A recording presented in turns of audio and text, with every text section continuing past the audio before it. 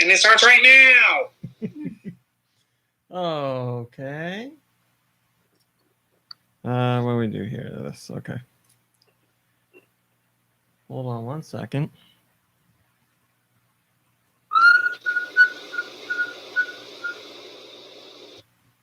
What kind of nonsense are you doing?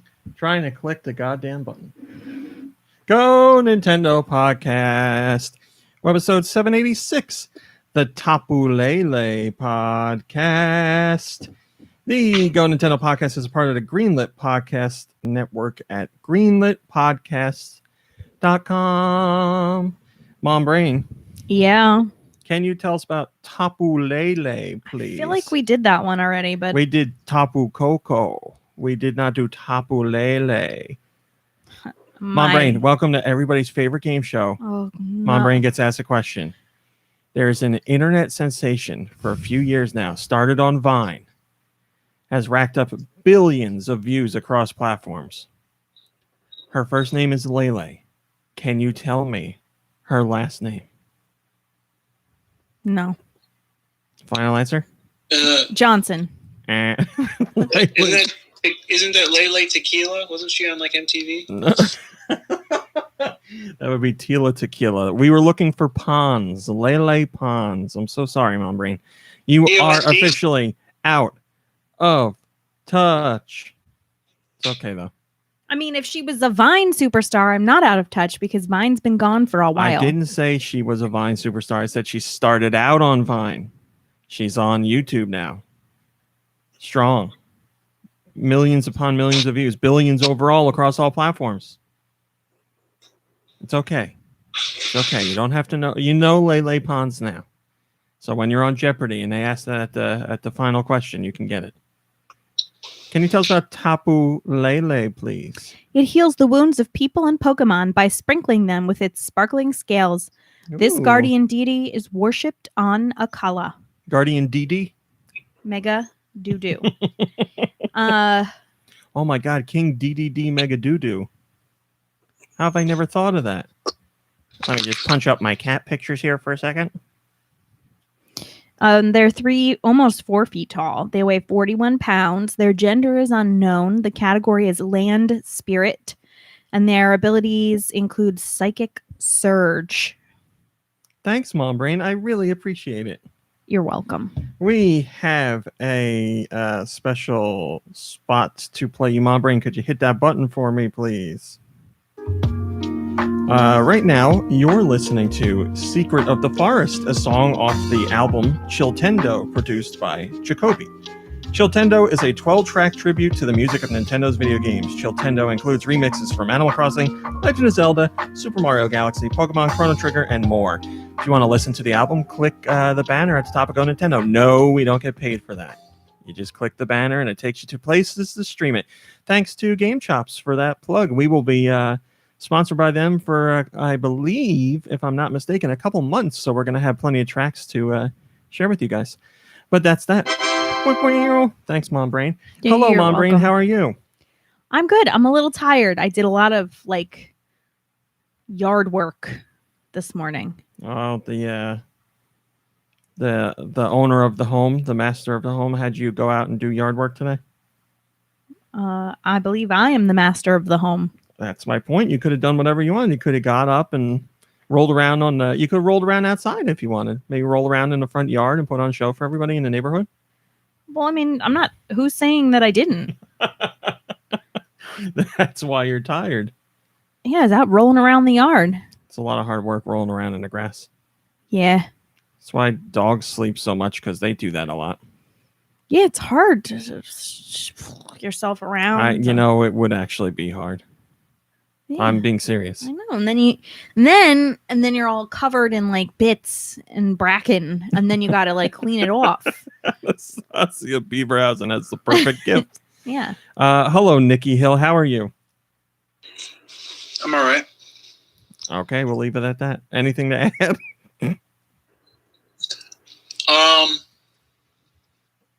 Nah. Okay. Hello to Rudy Duty, of course. Rudy Duty on the corner of the table. his perch, keeping watch over all of us and keeping us safe, keeping the podcast safe. That's right. The world's most protective frog.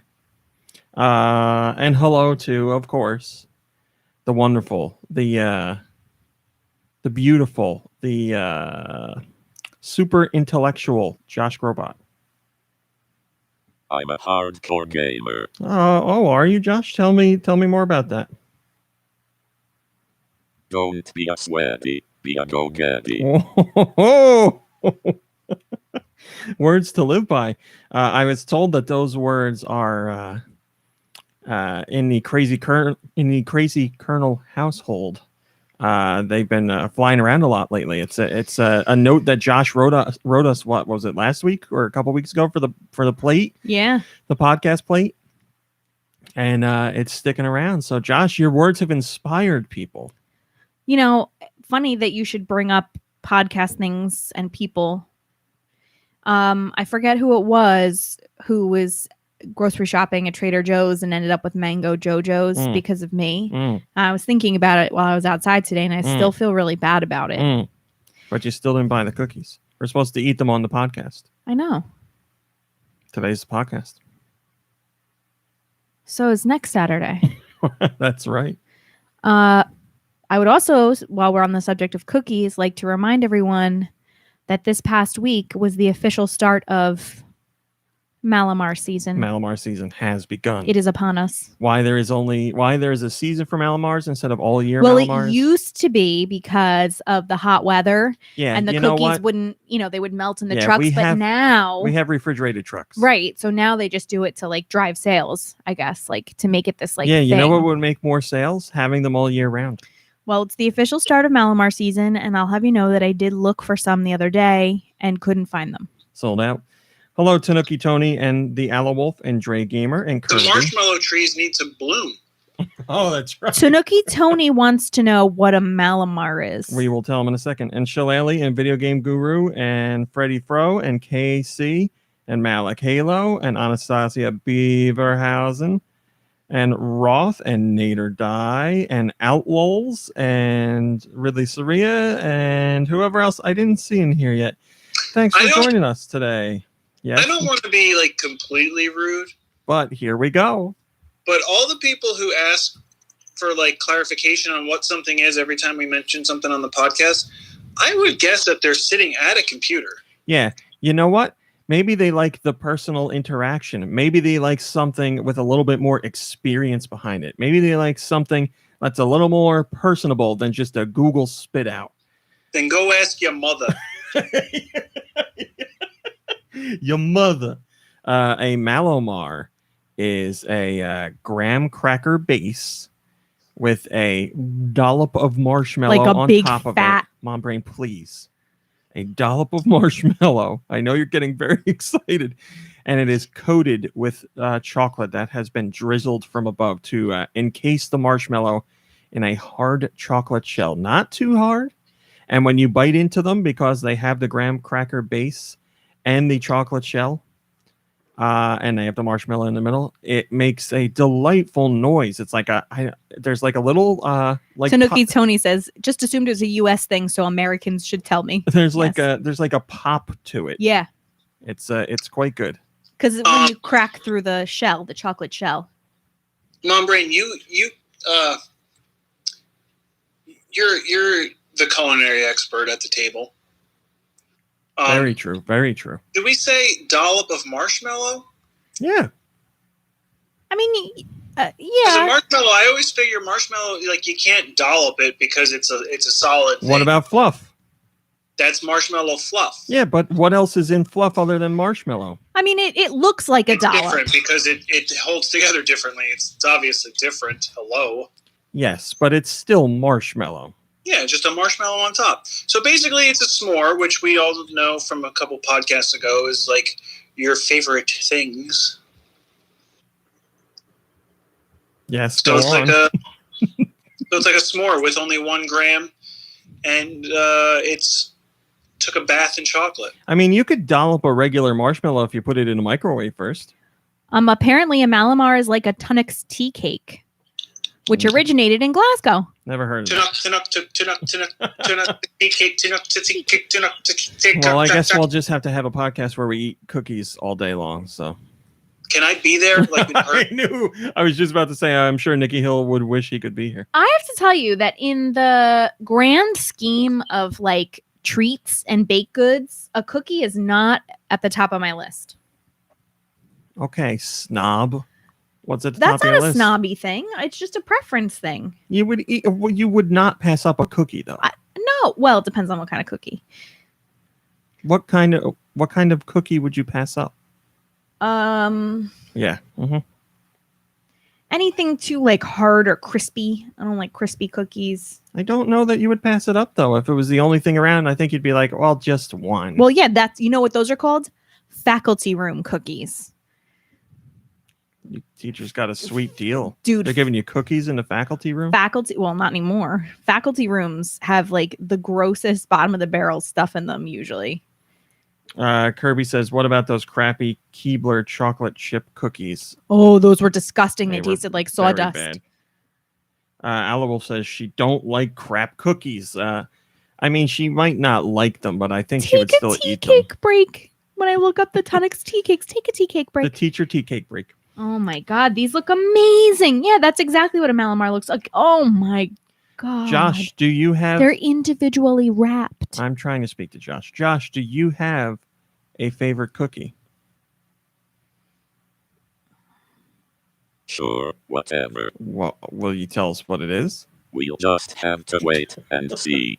Josh, I feel like you say that to us and then you never tell us. I feel like it's a bit of a lie, to be honest. I want to know what Josh Robot's favorite cookie is. Boring. Why is it boring? Josh, people want to know. The people love you. Mom Brain and I were just talking about you last night.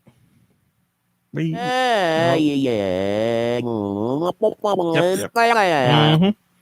All right, Josh, I can see you're in, let's just say, one of your moods. So we'll move on. There's only one thing I want to talk about before I get into the regular news, of which there is a lot. As Nikki Hill and Mom Brain, last night I took some time to watch Bill and Ted Face the Music. And I would say it was good. I would say it was very enjoyable.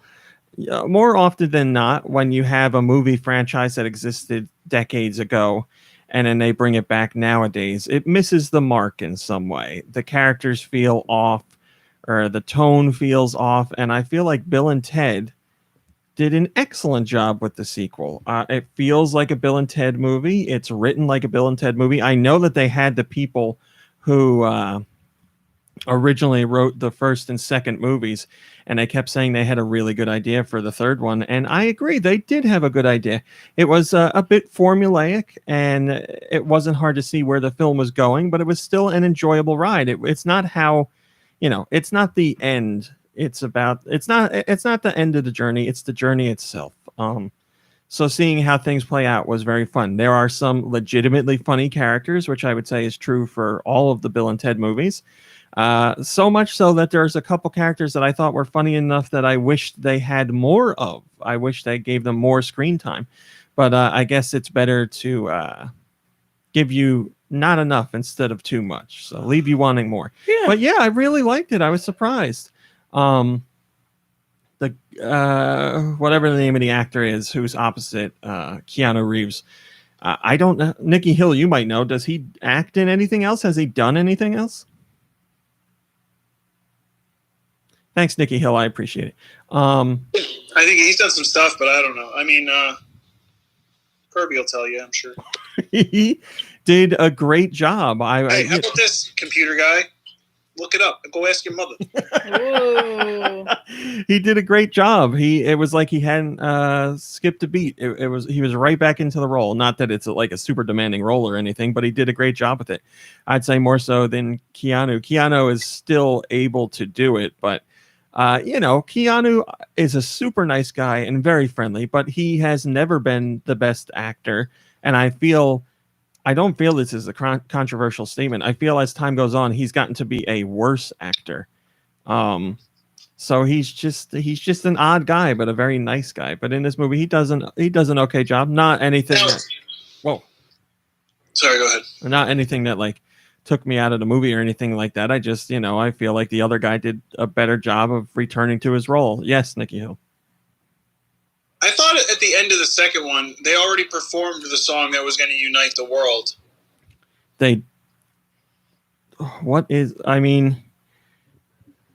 How does the second one end? I don't remember. With a giant concert, and they have really long beards, and they play that song, God Gave Rock and Roll to You. Gave rock and roll to I'm eating a cookie. Cookie talk made me want a cookie. Well, in the third movie, they are supposed to... Is it their right? I'd have to look up the... you're right. I'm sure Kirby would know. I'd have to read the synopsis. But in this movie, they are... they were... told they're supposed to write the song that unites the world. But all these years later, they still haven't done it. Right, but that's what I mean. Because I saw that in the trailer. But, like, at the end of the second one, they performed that concert. There you go. Yes, Roth says it ended with a scene of the future, if I recall. Hello, Steel Diver. So there you go. It was the future. So in this movie, it is the future, but they still have not written the song. Oh, that's a shame. They should have just rewound the other one that they... And the plot is it is like the final hours. Like they have to, which they don't realize, but they are told very early in the movie, like you got to do this. Right. And there's definitely some neat wrinkles in the story. Like I said, pretty early on, you can see what's going to happen, but it's interesting to see how they get there. It's good. I would watch it again. It was heartwarming. It honestly made me tear up a little bit at the end, just without spoiling things. But it's good. I'm honestly surprised with how good it was. I thought it want to be here. Well, Josh, you're not a fan of Bill and Ted? I think what he's trying to say is he wants to go watch it. I'm a sweaty. What does that have to do with anything, Josh? Josh, answer the question. Are you a fan of Bill and Ted?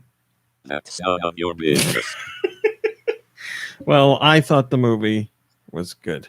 A big hello to my fans. If you check out Rotten Tomatoes, the averages are very good for critics and viewers. It's hovering around 80% or 80-something percent. Tomatoes. 80% tomatoes. So it's good. Isn't it 80 tomatoes? It's just nice to see a franchise return, and it feels like it used to, and everything feels right. Doesn't feel offbeat. There you go, Kirby. There's a character who makes a return in this movie that I feel deserves more on-screen time because he's very funny. But there's another brand new character who I don't want to ruin, and man, he's pretty funny. And the best part is you don't know he's going to be funny. The character starts out one way and then ends up a completely different way as the movie goes on. Spoiler.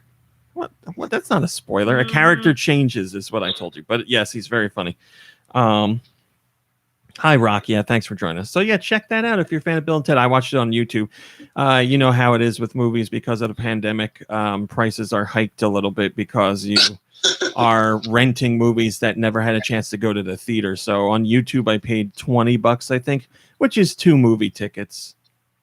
So like if Mom, Braden, and I actually went to the movies to see it, we would have paid more.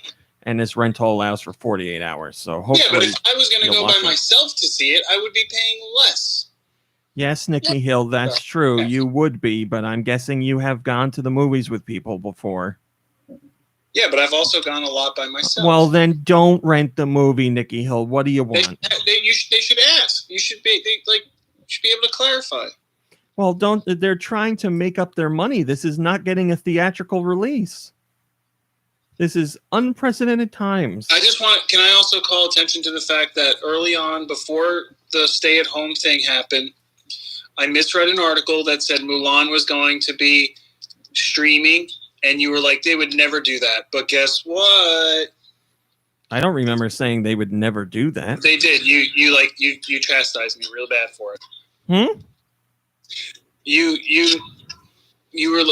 yelled at me because I didn't read the article and I was like spreading misinformation. But guess what? It was real information. Oh, I remember part of a conversation. Oh, well, at that time, it wasn't confirmed that Your words that's are true. as empty as Right, but your I looked into the soul. future, and you made fun of me and acted like I'm just garbage. So on the podcast, your apology is accepted. I am not apologizing. You read an incorrect article. You read a clickbait article. It just but it happened still to came be true true, later and you on. were like, "Oh, they'll never do that. They would never do that." So, Nintendo, Disney would never put Mulan streaming. so what are you going to do? Are you going to just believe all clickbait headlines from now on because one came true? No, I'm just not going to talk to you because you just turned like you insult me, even when I'm right. That's not fair. You can't say that. It was a clickbait headline of something that was not true at the time. But it became true. Well, I apologize. I don't remember the full conversation, but I will say I I apologize. just told you the full conversation. Hey, Mulan's going to be streaming as well. They would never do that. They wouldn't do that. Disney would never do that. I said Nintendo. I apologize for thinking that Disney would not do Mulan streaming. I'll accept that apology when I believe that you really mean it. I mean it. I don't remember saying it, but I will take I will believe your statement that I said it, so I apologize. Thanks. Very cool. Very cool. All right, let's Tanuki Tony says, when talking about movies, my mom asks, how many Rotten Tomatoes does it have? Sounds like Tanuki Tony's mom has been talking to your dad. Speaking of moms and dads, I cannot get enough of that. I believe it's a Progressive commercial. Oh my god, he loves it so much. Is it Progressive? I think it is. Where it's young people that are turning into old people? Oh, I talked to you about that like months ago as well. I love that. I know, but I just saw it again. And there's the one where the guy's talking to some woman about her phone, and the guy's like, you got to put your phone on silent. The lady goes, my phone doesn't have that. Like, that's such a And he's like, thing. everyone's phone has that. Or I like the one when they're in like the Home Depot or whatever, and the girl is talking on her phone on speakerphone. Yeah. He's just like, what did she say? Like, I don't think I'm going to have dinner. I'm just going to snack. Yeah. Or I had a big lunch, and he's like, speakerphone? The thing and then the other guy starts to talk to somebody else, and he's like, did he ask for help? Yeah, he's talking to the plumber working on the sink. And he's like, oh, you're going with that wrench? That's a nice choice. But the phone silence one is, I've had my mom do that to me before, where I'll be like, okay, you just do this. And she's like, oh no, my phone doesn't have that, or my computer doesn't have that. And I'm like, everybody's does. Oh, I love that commercial. All right, let's get into some news, Mom Brain. We got a lot of news. No more joking around. This is a serious show. Come on now. Thanks, Mom Brain.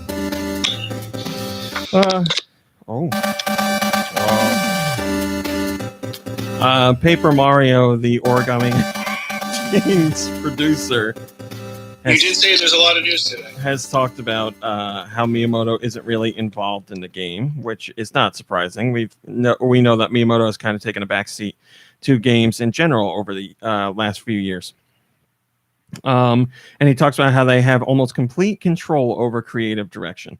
So this is Mr. Kensuke Tanabe. He says, ever since Paper Mario Color Splash, we have almost complete control over the creative direction of the game. Mr. Miyamoto checked in on development once or twice, but there was no specific request to make changes. However, all character designs have to pass a check by our IP team, which is pretty strict. Nonetheless, we were allowed to change outfits of some Toads in the games.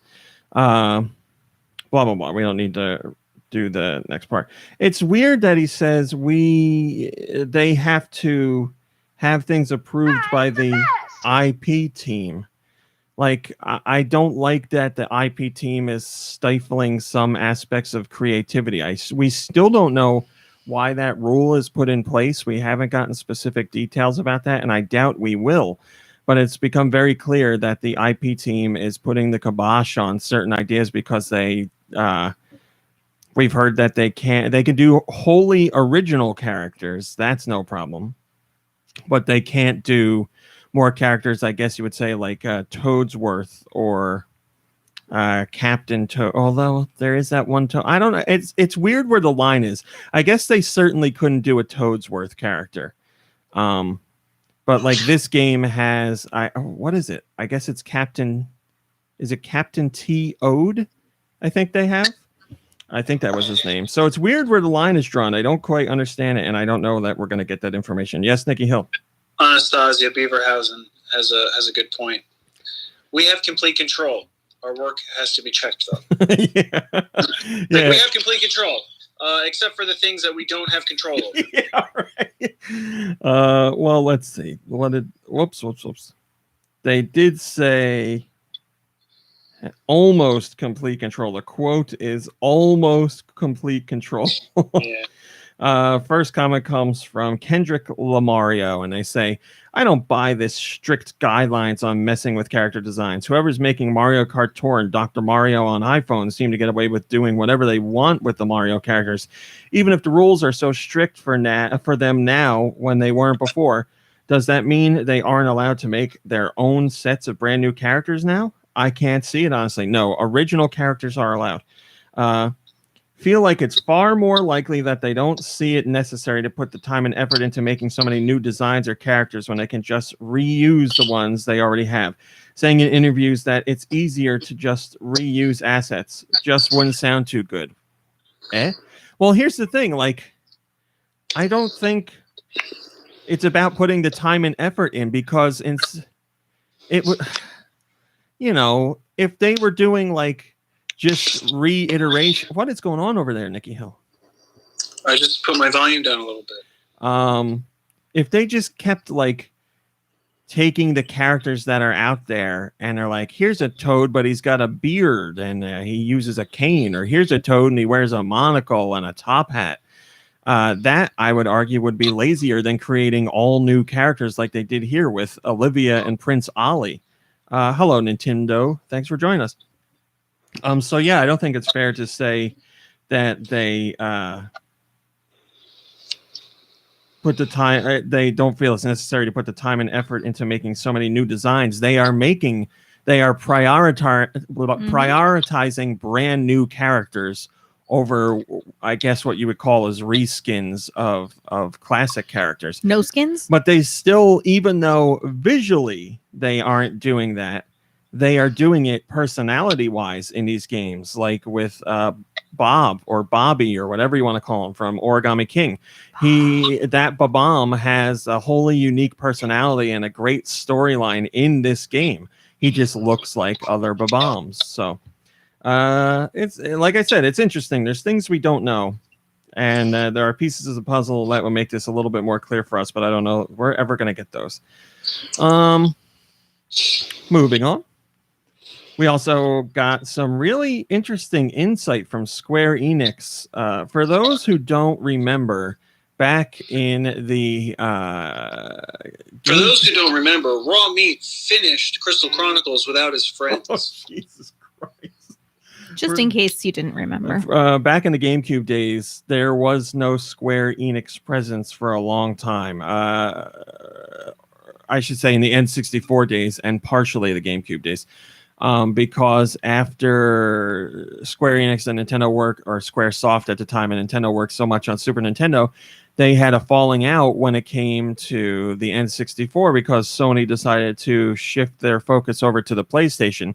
And Final Fantasy VII was originally going to be an N64 game, and Square Enix did some prototypes, but not anything near what Final Fantasy VII would end up being. But yeah, Squaresoft decided to go with Sony, and Nintendo felt absolutely betrayed, and their relationship just fell apart. And it was pretty much a mandate from Nintendo that there weren't going to be any Square games on Nintendo systems because they weren't going to work with them anymore. So there's bad blood between the companies, and it stayed like that for a long time until the early 2000s, when eventually we got Final Fantasy Crystal Chronicles on the GameCube. And we knew that they repaired their relationship, and obviously they have a great relationship to this day. but we never really got the details of how things actually got patched up, the process that happened of getting the two to work together again. I think it just said, like, hey, do you want a buttload of money? And they were like, yeah, cool. And they shook hands, and then they got a sandwich together. The what do you call it? The what's the word I'm looking for here? God damn it, I can't think of it. God damn it, I can't think of anything. I was going to say the sandwich to seal the deal. You know, the usual celebratory sandwich to show that both sides have come together again. But we got information. Carlo? That's it.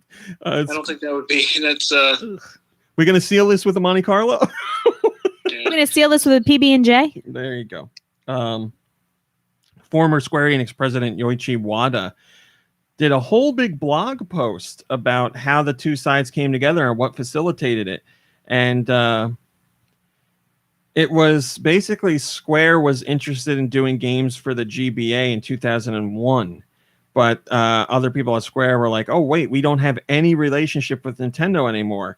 So some people at the company were like, let's get down to like the real reasons why we aren't working with them. What really happened?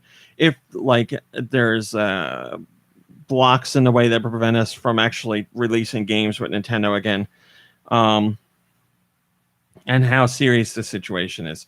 So there were discussions between the presidents of the company and all that, blah, blah, blah. There also were discussions with Sony because Square at the time was positioned as a second party for Sony. So they had to get Sony's blessing to actually release games on Nintendo platforms. And Sony was asked if this could happen. And they said, as long as you're going to still release games for PlayStation platforms, then yes, you can also release for Nintendo. And once they got that blessing, then they went on and talked to Nintendo and smoothed things over. There's a lot more to it than that.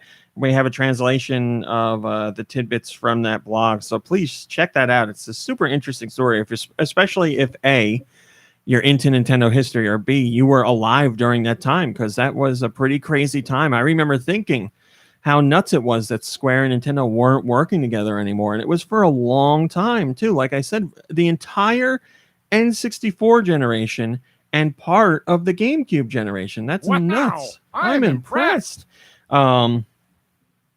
Steve Nintendo says, I heard a rumor that the actual reason for the relationship souring was that employees from Nintendo and Square Enix were playing... Oh, no. Oh, no. Steve Nintendo says, I heard a rumor that the actual reason for the relationship souring was that employees from Nintendo and Square Enix were playing through a very early build of Crystal Chronicles together, but then someone from Nintendo decided to finish the game by themselves. Understandably, this angered Square Enix employees, and the rest is history. That sounds about right. Clearly, they're lesser people than us because we have forgiven you and allowed you to continue to be our friend. What do you mean forgiven? They work together, and they don't constantly bring it up. You guys... How do you know? He's right. We don't really work together. We just work for him. That's true. I mean, I don't know about you, Nikki Hill, but it's been a while since I've gotten a paycheck. Well, I guess they say forgive, but don't, whatever. And he has you tending to the garden. Yeah, he won't let me forget it. That's certainly true. But I did want to come, and you were saying how crazy of a time it was. And yeah, like some people haven't left their house in like 6 months this year. But let me tell you, that time when Square stopped working with Nintendo, can you believe it? Well, this is a video game podcast. I think that's pertinent information. Can you think of another time when a third party just flat out wasn't allowed to work with a major game hardware manufacturer? Yeah. Go ahead. Well, just give me some time, but I can think of something. How about Hudson? We haven't seen anything from them in a while. No. There's a difference between going quiet and not being allowed. Well, Rare, but they got bought by Microsoft. But Rare has put things on Nintendo platforms since. Yeah, but it was a while before they did. It really wasn't that long. We got Viva Pinata. That wasn't long after. Okay, well then good for you. Okay. Real proud of you. Moving on. Data What does miner. Josh think about this? Data miners have been poking around in Paper Mario the Origami King, and they found a little tidbit that is sure to rile up all the people who are hoping that Nintendo returns to a traditional experience system for the Paper Mario games. Data miners have found in the source code a line that says Battle Win EXP, which obviously stands for experience, which may indicate at some point Nintendo was considering doing a more traditional experience system for the game. Obviously, they did not head in that direction. So people were upset that they didn't head in that direction when the game came out.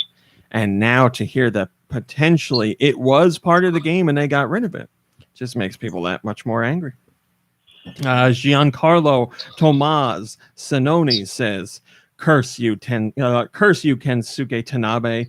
So Paper Mario the Origami King, he leaves that out, could really be the return of form the Paper Mario deserved, but you refuse to give us the Paper Mario we want.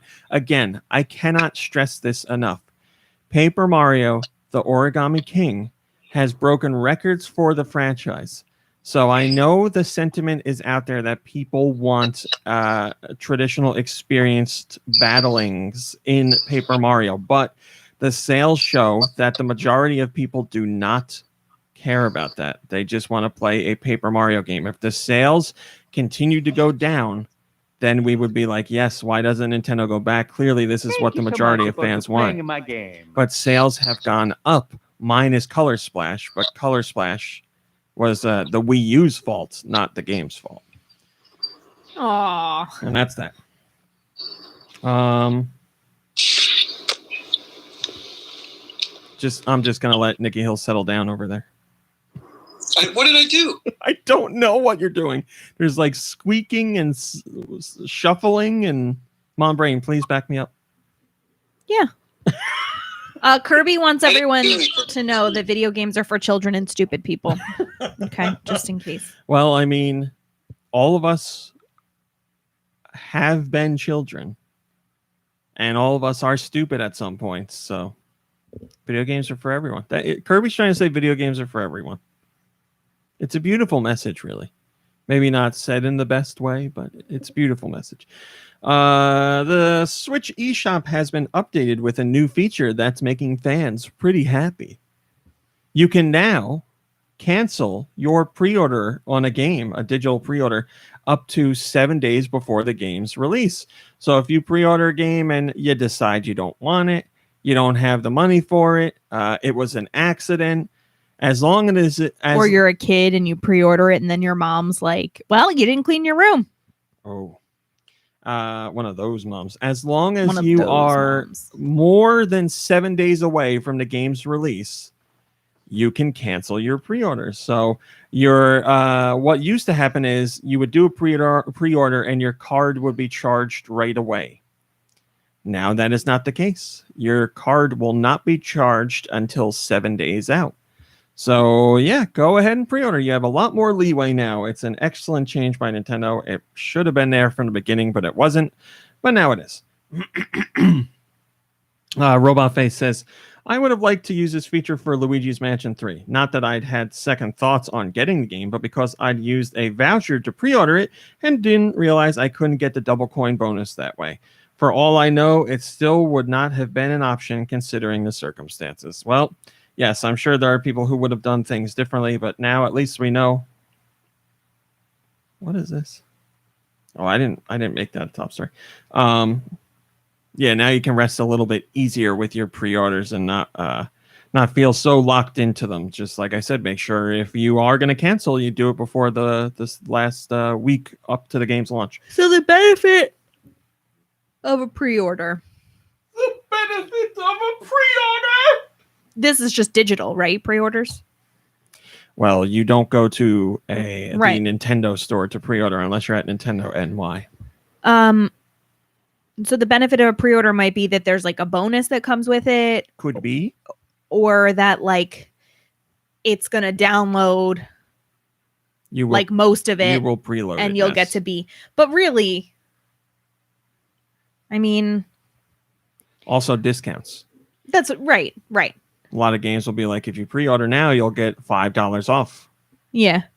I mean, so there's small perks, or you but just like, want to get it and because you don't want to worry about it. Like, Yeah. you're just getting it. And back when GameStop was more of a thing and digital wasn't a thing, you used to pre-order all the time. oh my because God, there we were used to do them like every week. limited We'd go. amounts of copies to pick Yeah. up, and also sometimes pre-order bonuses you really wanted. There's still certainly pre-order bonuses, physical and digital, but yeah, you're not really worried about not securing a physical copy so much anymore, because you got plenty of places to do it: Best Buy, Walmart, GameStop, Amazon.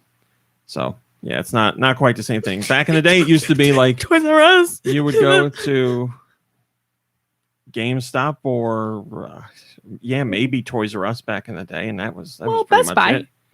Best Buy wasn't around when we were kids. I mean, it was. Not like it is now. Right. Well. Lanco Lanco, yep. Yeah, You used to pre-order baby. games from Lanco. in Kmart. We don't need to do that. We don't need to do that. Mhm. We don't need to do that. I wonder why there's so many top stories. Schiller went a little crazy. This is great. This is a great story. I don't know how Pokemon Company didn't see this coming. Pokemon Masters is a mobile game. It's the second most successful mobile game for the Pokemon franchise. And they just updated the game with a whole bunch of new content, a whole bunch of new features, blah, blah, blah. So they changed the name of the game to Pokemon Masters EX. The EX is capital. So to promote the game's update from Masters to Masters EX, Pokemon Company was tweeting out stuff about it and using the hashtag Pokemon Masters EX. But obviously, Pokemon Company was capitalizing the EX, and other people were not. And it became a trending hashtag that day because it read Pokemon Master Sex. Because people who don't know what the game is were like, why is Pokemon Master Sex trending on I mean, they didn't foresee that as an issue. That's what I said. I don't know how no one on the team was like, I bet people aren't going to capitalize the EX when they tweet out the hashtag. But, it's a conversation that didn't happen, or they weighed the pros and cons and were like, no, let's do it anyway. So, yes, for an entire day, it was trending on Twitter, which led to the inclusion of all sorts of, let's say, unique artwork on Twitter for the day relating to Pokemon. I mean, I'm sure the artwork already existed. Well, yes, but when you that day when you went on Twitter and you clicked that hashtag, you were inundated with let's say fine art. Okay. Akmaguin says, "Well, a skitty that can impregnate a wailord, I'm sorry, is practicing Pokemon Master Sex." I mean, if you go check out the hashtag now on Twitter, I'm sure you'll still see all kinds of wonderful things. Hello, Kyle. Thanks for joining us. Nintendo says they knew. I can't imagine they right? didn't. Someone knew. Outlaw says Lube was busy on the Rule 34 site that day. I bet he was. Yes, he was like, "Oh my God, today's no." That Here we go. day? Here we go. Lube A doesn't have a phone that can do that. B doesn't have a Twitter account for sure. C probably has no idea how Twitter even works. So. I'll have to, if anything, Lube was just on his knockoff Android tablet enjoying his Rule 34 Pokemon as usual. In the bathroom alone. All right, Mom Brain, can you hit me with our spots and we'll be back in less than a minute.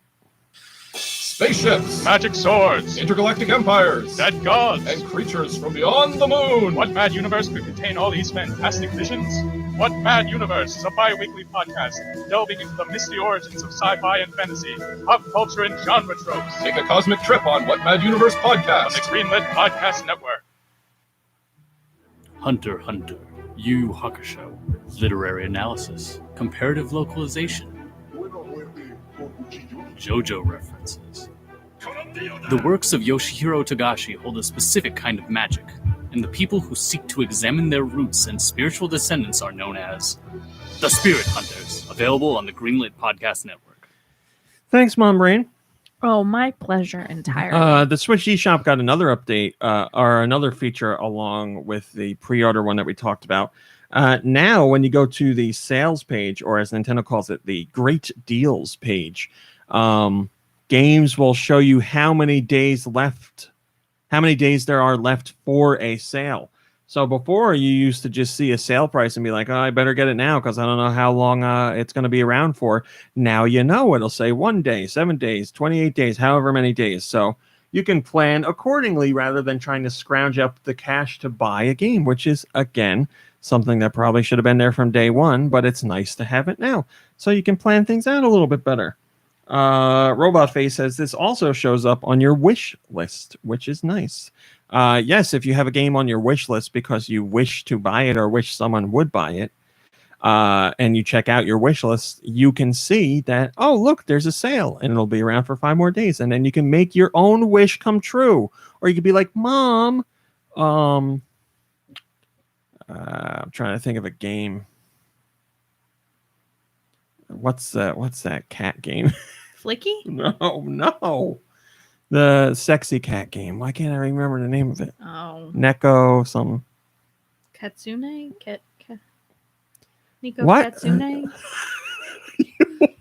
You're thinking of the Vocaloid girl? Hatsune Miku? Yeah, that's it. Or are you thinking Neko Atsume, That's what the I'm cat thinking of. mobile game? Yeah. Man, I really can't remember the name of Neko Para. That's it. You could be like, Mom, Neko Para episode 2 is $5 now instead of $10. Look at when Anastasia Beaverhausen Can I please get it? Anastasia Beaverhausen says, Mom, can you transfer money into my bank account so I can buy My Universe, My Baby?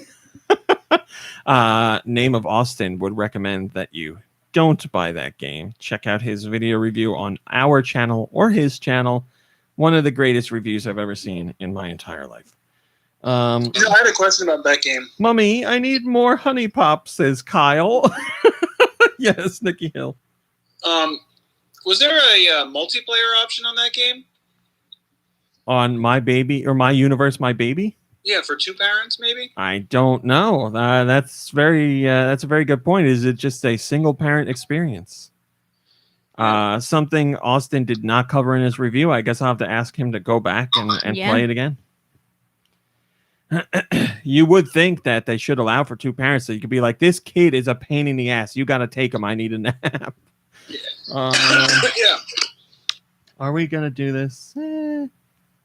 I'll just mention very quickly that Sakurai's most recent Famitsu column is obviously about Smash Brothers, but it talks about the Small Battlefield edition. It also talks about online play in general and how all the different considerations that go into that. It's lots of technical talk, but if you want to read about that, you can. Here we go. The rumors were that this week Nintendo was going to have some Mario things to announce, and boy, did they. They announced some things that have been rumored for months now, and they announced some things that we had no idea were in the works. So let us talk about all of those. First up, already. they announced that they are doing a Super Mario Brothers version of the Game & Watch. So the Game & Watch series is coming back for a limited time just for this one new one. Game & Watch Super Mario Brothers. I want it. Inspired by the original Game & Watch, first released in 1980. Features a control panel. Blah, blah. It plays the original Super Mario Brothers plus Super Mario Brothers The Lost Levels. And it also includes a special version of Ball, the classic Game & Watch game, but with a Mario makeover. It also functions as a clock, as Game & Watch devices do. And it has 35 little touches to discover, including some guest appearances from Mario's friends and foes. This comes out November 13th, and it will cost just $50. So there you go. They announced that. They also announced $50. Super Mario Brothers 35, which is a battle royale take on Super Mario Brothers, made by the same team that did Tetris 99. In this competitive online battle game, 35 players will compete to be the last Mario standing or running. That's what they say. Enemies defeated will be sent to other players' courses, but that also works the other way around. Players can activate special items to try and outpace their opponents. This comes out October 1st as a digital-only game that is exclusive to Switch Online members, just like Tetris 99 was for a while. So if you want to play Super Mario Brothers 35, you have to have a Switch Online account. And it says the game will be playable until March 31st, 2021. So it is a limited time experience. Nintendo also announced Super Mario All-Stars, the Super Nintendo game. They announced it for the Switch Online Super Nintendo Collection, and it's available right now. So if you'd like to play the Super Nintendo versions of Super Mario Brothers, Super Mario Brothers The Lost Levels, Super Mario Brothers 2, and Super Mario Brothers 3, you can do that right now. Nintendo also says that they're going to have some other events lined up for to celebrate the 35th anniversary of Super Mario Brothers from now until March 2021. You can do Mario related missions on My Nintendo to get some goodies like a special pin set. Mario Kart Tour is going to have a special tour that features Mario in Super Nintendo style from Super Mario Kart, as well as Donkey Kong Jr. from Super Mario Kart. This runs September 8th to September 22nd. There's also a 35th anniversary themed Ninja speedrun on Super Mario Maker 2 that comes out in November. Smash Brothers is going to have an online tournament featuring Super Mario characters and stages. They announced a Super Mario themed Splatfest for Splatoon 2 that happens in January 2021. There's also keychains that'll be available on My Nintendo as part of this Splatfest. So they are Splatoon/Mario keychains. And they're also doing actual physical shirts for the Splatfest as well. And they're online now. I don't know if they're sold out or not. The theme of the Splatfest is, and I need answers from both of you guys, which Super Mario power-up do you prefer? Supersize with a super mushroom or become invincible with a superstar? Mom Brain, star, mushroom. Your answer is? Star. Oh, Nikki Hill. Your answer is? I think I would say star as well. 2 for Team Star. Rami, what would you choose? Mushroom. Oh. Well, A star lasts me- for like 10 seconds. A mushroom is forever. Well, it depends on who you are. no, it isn't. Mushroom might not last forever. No, the mushroom. I thought they said the supersized mushroom, like where you go really big. That doesn't last forever. It says super mushroom. Let's see what Nintendo calls a super mushroom. Super mushroom. Oh, I see the big one in there. If you go to Super Mario Wikipedia. Well, that's not what Nintendo means. That's what the internet means. No, I think that other mushroom is called a mega mushroom. Oh, I'm looking it up. but it also that your mushroom doesn't last forever if you get hit. Yes, it is called a mega mushroom. So yes, I'm a super mushroom. It lasts forever unless you get hit. But a Right. star lasts for 10 seconds no matter what.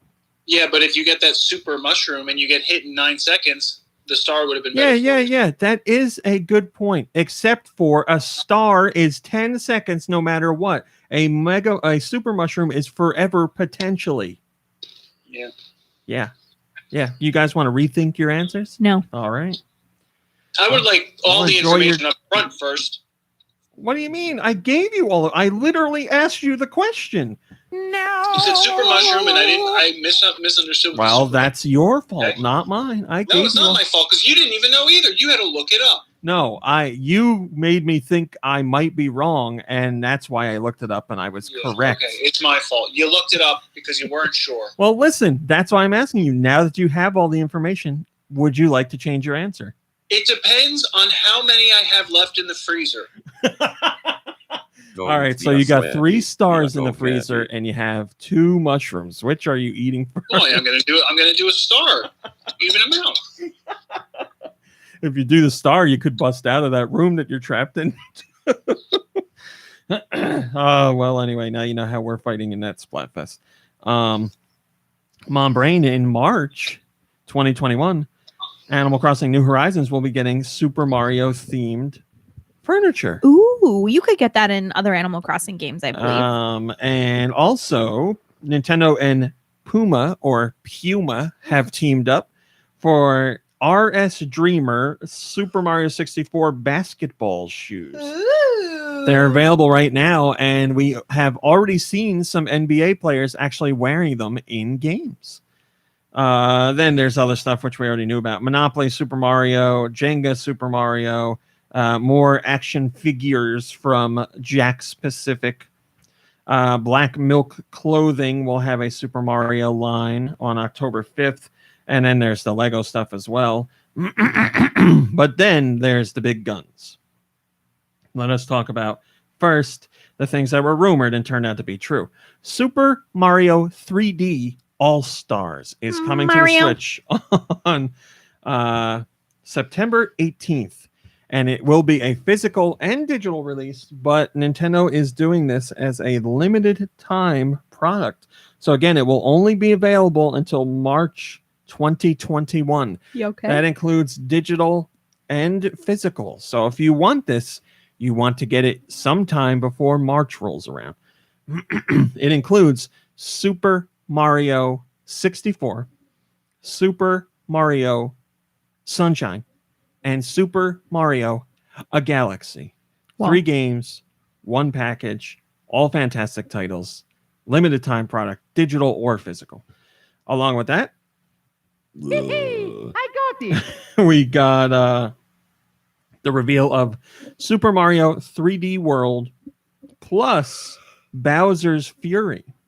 Whoa. So Super Mario 3D World was rumored for the Switch. The rumor turned out to be true. But this version of the game will include Bowser's Fury, which we got a sneak peek of in the trailer. And it's a very dark and stormy location with some sort of weird black bell with spikes or thorns all over it. And since it's called Bowser's Fury, I'm thinking maybe you'll get to play as Bowser. Certainly Bowser is involved. But it looks like this is going to be quite a sizable addition, because Super Mario 3D World on the Wii U was 1.7 gigs, and its Switch game is 5 gigs. So certainly there's some kind of extra big content going in there. So this add-on could end up being quite the extension of the original game, but there's also other additions to just the regular Super Mario 3D World. You have a new attack that's thrown in there from Odyssey. And you also, it also appears that the game has been sped up considerably. It looks roughly 30% faster than it was on the Wii U. And a major addition, Super Mario 3D World will now allow for online co-op. You can now play online instead of just locally. Huh? What? Online, Fox. That means you don't have to be in the same room as people. You could play through the internet together. What the heck? I know it's hard to believe, but it's No way! I don't believe it! So yes, you can now play online with friends, which is a wonderful addition, especially in this day and age. So look forward to that. That comes out February 12th, 2021. We will learn more details about Bowser's Fury before then, Nintendo said. They're just teasing it right now, so expect a bigger reveal of that content in the near future. Also, along with that, Nintendo confirmed that they are releasing Cat Mario and Cat Peach Amiibo, which is excellent.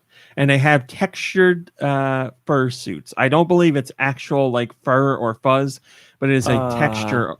Meow. It's a texture on the skin of the amiibo.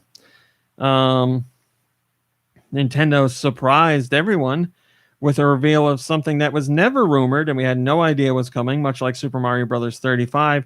They revealed Mario Kart Live Home Circuit, which is one of the coolest damn things I've seen. It is a Mario... That is incredible. That is going to win the holiday season. I imagine it'll be quite popular. It is a Mario Kart augmented reality game. So the package, which is $100, includes the software. I believe it just points you to a link where you download it. But it includes a actual RC car, which is either Mario or Luigi, and that cart has a camera on the back. And you set up real life tracks in your house or outside, it doesn't matter where.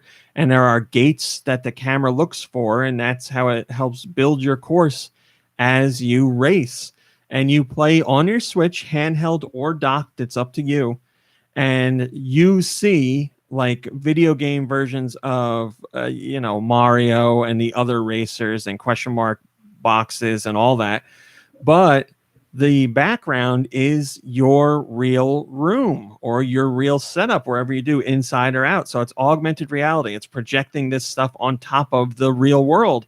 And yes, you can race against other people. You can put another cart in there and actually race against a friend. So you're racing these carts in real life so other people can watch them race around.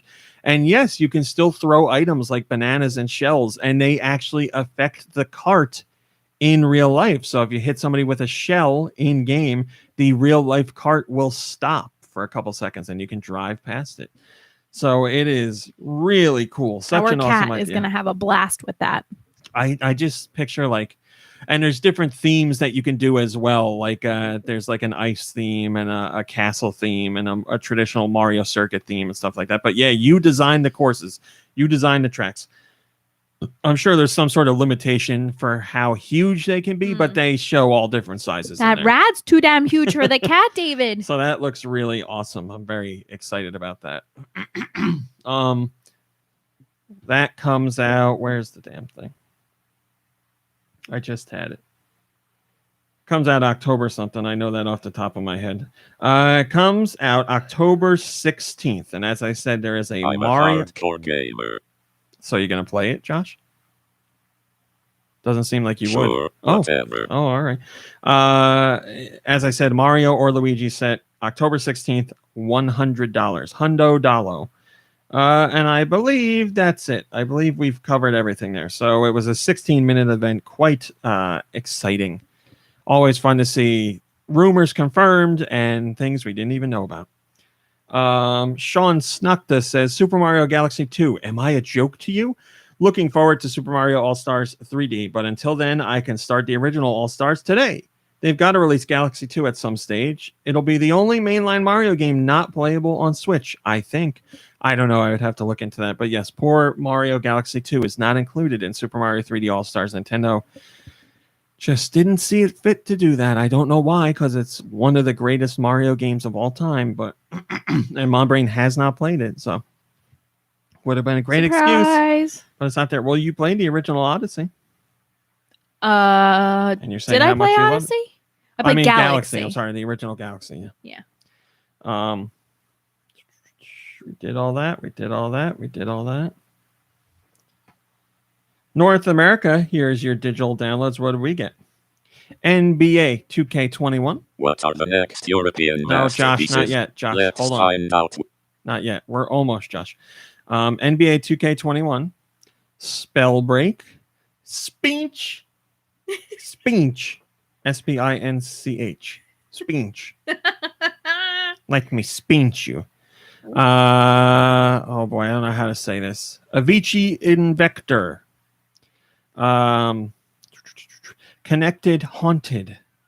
Arcade D Mega Doo Doo. Arcade Archive, Super Dodgeball, Atom RPG, Batu Tabatu, Breakdot, Dirt Trackin' 2, Fantasy Tower Defense, Gemini Arms, Good Pizza, Great Pizza, which Mom Brain is wearing a shirt for right now. Got a little story about that. Here Be Dragons, Jelly Champs, Lair of the Clockwork God, Meganoid, Niche, Okunoka Madness, Paradise Killer, Party Hard 2, Retro Classics 2-in-1 Pack, Gate of Doom, and Wizard Fire. Retro Classics 4-in-1 Pack, Sly Spy, Shootout, Wizard Fire, and Super Real Darwin. Roommates, RPG Maker MV, Secret Files 3, Shaolin versus Wu-Tang, Sky Jaguar 2, Sky Jaguar. Solitaire Spider, minimal, and Under the Jolly Roger. So Mom Brain is wearing a Good Pizza, Great Pizza shirt because a random package showed up at my house this week. And it was from the Good Pizza, Great Pizza gang. And it included a Good Pizza, Great Pizza shirt and some stickers. And no joke, ingredients to make a pizza. Like it was in a refrigerator bag.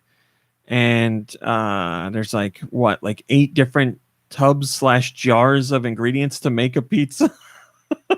And they have like something written on them.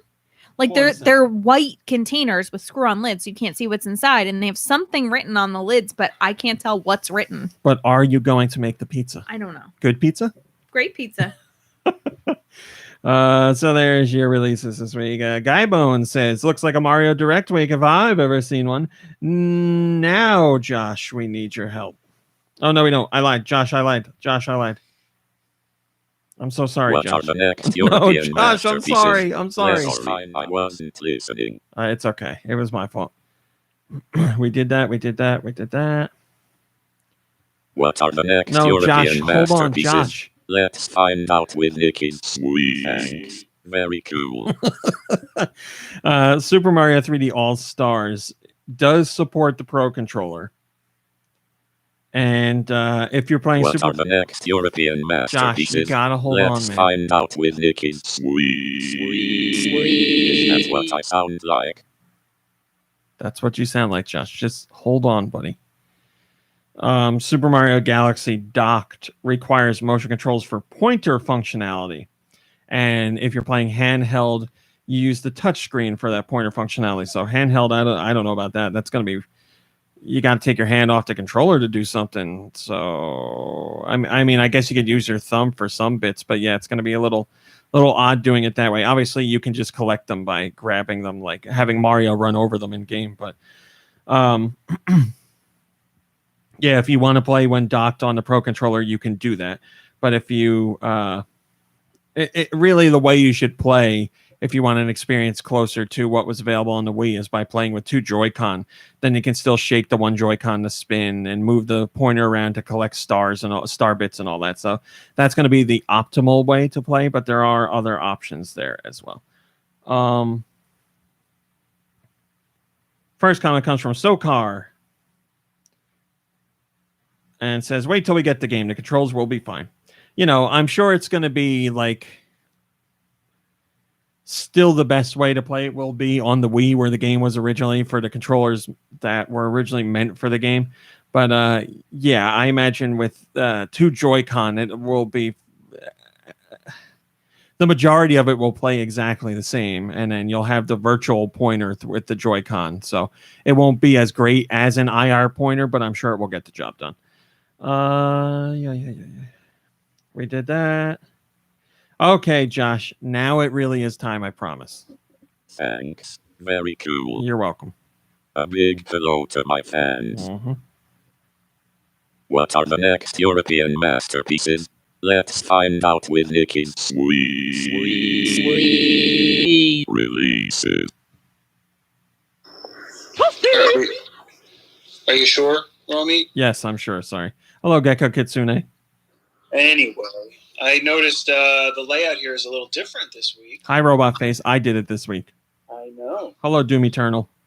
So for Europe, there's MX vs. ATV All Out, NBA 2K21, / Connection Haunted. Is that like a coding game? There's something involved in there with hacking or something, yeah. Yeah. Hacking. Hoiking. Awakening of Kitsuhu. Balls Out. That's hashtag Pokemon Master Sex with Balls Out. Break Dot. Fantasy Tower Defense. Good Pizza, Great Pizza. Here be dragons. Jelly champs. Who's the jelly champs? Luca? Born of a Dream? Mask of Mists. I was going to say Misfits, but that's not true. It's Mask of Mists. Oh. Yeah. Office Lovers. Yep. Yeah. Meet me at the water cooler. Oh, need to make some copies? Baby, lock the door and turn the lights down low. For making copies? Panda Jump. Paradise Keeler. Perfect Traffic Simulator. Get vitamin G on the horn. Oh man. I feel like all these people that are making simulators are really just trying to like outdo each other with like how, I don't want to say boring, but like, man, how mundane. Well, I mean, some of those simulators are super popular, so I think other companies are just trying to find what the next big simulator is going to be. Actually, here, I got a simulator that they should make. You ready for this one? Person standing on the side of the road holding a store closing sign. Well, I mean, with motion controls, spinning that sign could be pretty great. Yeah, that's a good idea. I saw a guy standing out there today. You know, it's not super hot, but like, there's a line. There's like 4,000 signs stuck into the ground, and then there's this guy at the end. Yeah, standing there, like, I don't know, man. It's a rough gig. It is a rough gig. It's dehumanizing, right? It's like, here, you're a signpost now. Hold this. Yeah, I often think about that. But, you know, it's a way to make money if people, you know. Yeah, I hope you they're want to be making money. You know outside. what they're doing? They're probably just giving them a discount at the store, but they still have to spend like a ton of money. Well, wait, let me propose this. If I was a store employee and I had the choice between being inside the store and helping people or going out and holding a sign, I'd pick going out and holding the sign every time. I would pick inside because it's air conditioned. Yeah, it depends on the day for sure. But like some of these people, they're not. I guess they're not even allowed to have a chair. Yeah. You know, so really, what draws your attention is the fact that this person is like, they're doing community service or something, and you want to know what they did wrong, and then they're like, "What do they hold? Oh my gosh, they're going out of business. Let's go!" Yeah, but then you see that your job's being taken by like those robot sign holders who just stand on the corner and they have like the motorized arms that sway the sign in a loop over and over again. You're like, man. Your job is already taken by two pieces of metal that get stuck into the ground. Well, yes, but that's not as active and eye-catching as somebody flipping a sign around. The guy that I saw today was not active at all. You got to get one of the clowns like from Pee-wee and just put the sign on it. I mean, come on, those incredible flailing arm, wacky flailing Zoom-Man. I have one of those at my school. They've been out advertising sign guys for a long time. Anyway, let's move on. I'm sorry. Simulate that. Phonotopia? Phonotopia Awakening. I don't know. Piffle? There's something I can pronounce. Pocket Circuit? Retro Classics 2-in-1? Heavy Barrel? And Super Burger Time. What's in the barrel? You think there's root beer in the barrel? Kirby, no. Ketchup. I think there's ketchup. Purpose. What happened? Probably. I was going to say he probably sent Large Marge, and he sent Large Marge. Yes. Retro Classics 2-in-1. Hello, pack. Rat Mastered. Oh, 2-in-1 pack. Gate of Doom and Wizard Fire. Lightning Bolt. Roommates. Secret Files 3. Solitaire Spider Minimal. I thought we did that last week. Spell Break. Spinch. And just have a spinch salad. And Under the Jolly Roger. You guys have a spinch salad? Popeye loves a spinch. Right after I saw Spinch was out. Eat your spinch, it'll make you strong. Holy mackerel. Spinch, Mom! Spinch looks so creative and like interesting. Oh, hold on. You got some spinach in your teeth right there. Sorry, But, Nikki. Go ahead. Right after you posted that, or right after I saw it, a friend of ours posted like just a series of photos of like people who messed up their signs, and there was a spinach sign. But on their leafy greens. Anyway, that's it. That's all. Thanks for having me. Thanks for listening. Thanks for watching. See you. I'm going mute. We got some rare insight into Nintendo game creation this week because Nintendo. Oh wait, hey. Oh, never mind. There's no comments. No, because the European releases came out super late. Like they're usually out Thursday morning, and these didn't come out until Friday afternoon. I don't know what happened. Nintendo Europe, I don't know. I guess they were busy focusing on Mario stuff because I was going all over. Like I went to where they normally are, and I was checking press releases and all that, and they never came out. And I went around to some other sites to see if they had it, and nobody had anything. I don't know what happened. Nintendo shared insight on. Sorry, I'm just going to go back. Gecko Kitsune posted the spinach image that I was talking about, actually, like well before I even said it. Ring Fit Adventure. We got to see how that game started and how it evolved over time, and how there wasn't going to be the Ring Con. It wasn't planned to have a Ring Con from the start. It was just going to be 2 Joy-Con that you held, and it was going to be more about getting exercise just through punching, like you'd be doing punches for fighting. But then they decided to expand the idea and add in more exercises and add the RPG elements and all that stuff. So you can find out all the things the team went through, which is pretty cool. And also, they were talking about how when the team was like trying out the game, how the floor of the building would shake because so many people are like doing, jumps and crunches and rolling around on the floor and running in place. And it shook the whole building. And they said also on top of that, the floor only had 1 shower, so there were a whole bunch of lines forming to use the shower after they were testing this game because they're sweating their ass off developing Ring Fit Adventure. So a whole bunch of cool tidbits in there, all translated by our friend it's working. Push Dustin. Nikki Hill, you have Nintendo stock. Stunk. Yeah, I do. Well, you must be quite a happy guy because Nintendo stock has seen its highest value in 12 years, almost matching what it hit during the prime Wii DS era, which is pretty dang crazy. The highest Nintendo stock has ever been was 67,870, and on Thursday it was at 70,680. So almost there, and it could hit it this coming week. Say it again. The highest it ever was 67, but now it's at 70, and it's almost there. No, 76. I might have said 67. I apologize. Yeah. It was highest ever was 76. Yesterday was 70. So very close. Actually, pre-market it hit like 72 or 73. So yeah, this coming week it could happen. You never know. But that just goes to show how great Nintendo's doing. But please remember, Nintendo's doomed. Sean Snocta says highest levels of Doom in 12 years. In retrospect, I should have used the money I spent on a Wii U and bought Nintendo stock instead.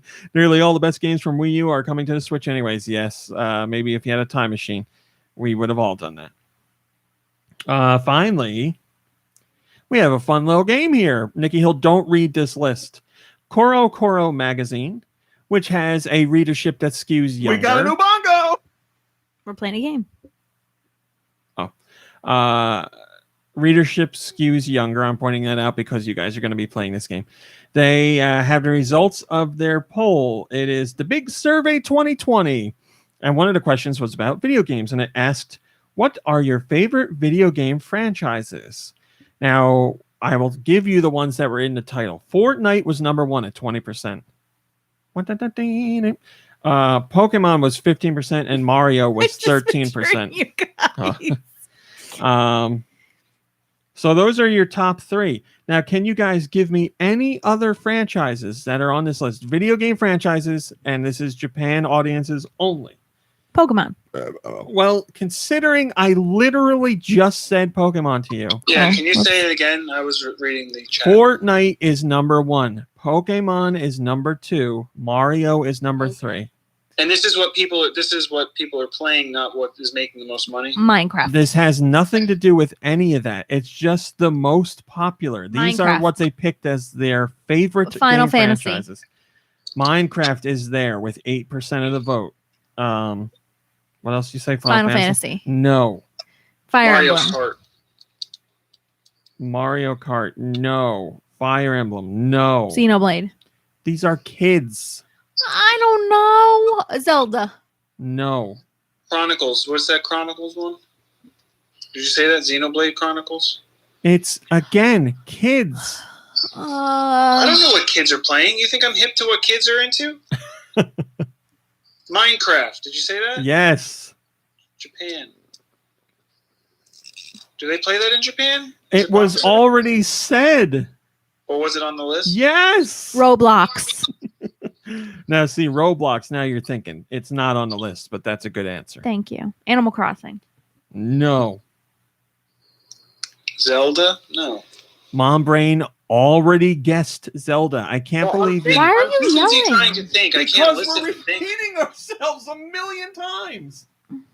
You don't understand how distracted I am when I'm not in the room. I understand how distracted you are all the time. Is that what I sound like? Wait a minute. Am I in the room? Can you guess just one like? more? Am I a clone? Is that what I sound like? Is that what I sound like? All right, forget it. No, wait. We got this. FIFA. No.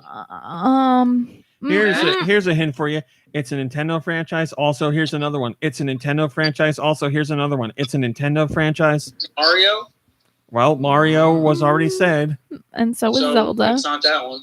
And Zelda, Mom Brain said it, Splatoon? and then I said it after her. Splatoon. Yes, Splatoon is on the list at 8%. Now we are done because you guys were not listening at all. I mean, we were. No, we were top to listening. bottom. Here's the thing. I'm trying to listen, but my brain no work good.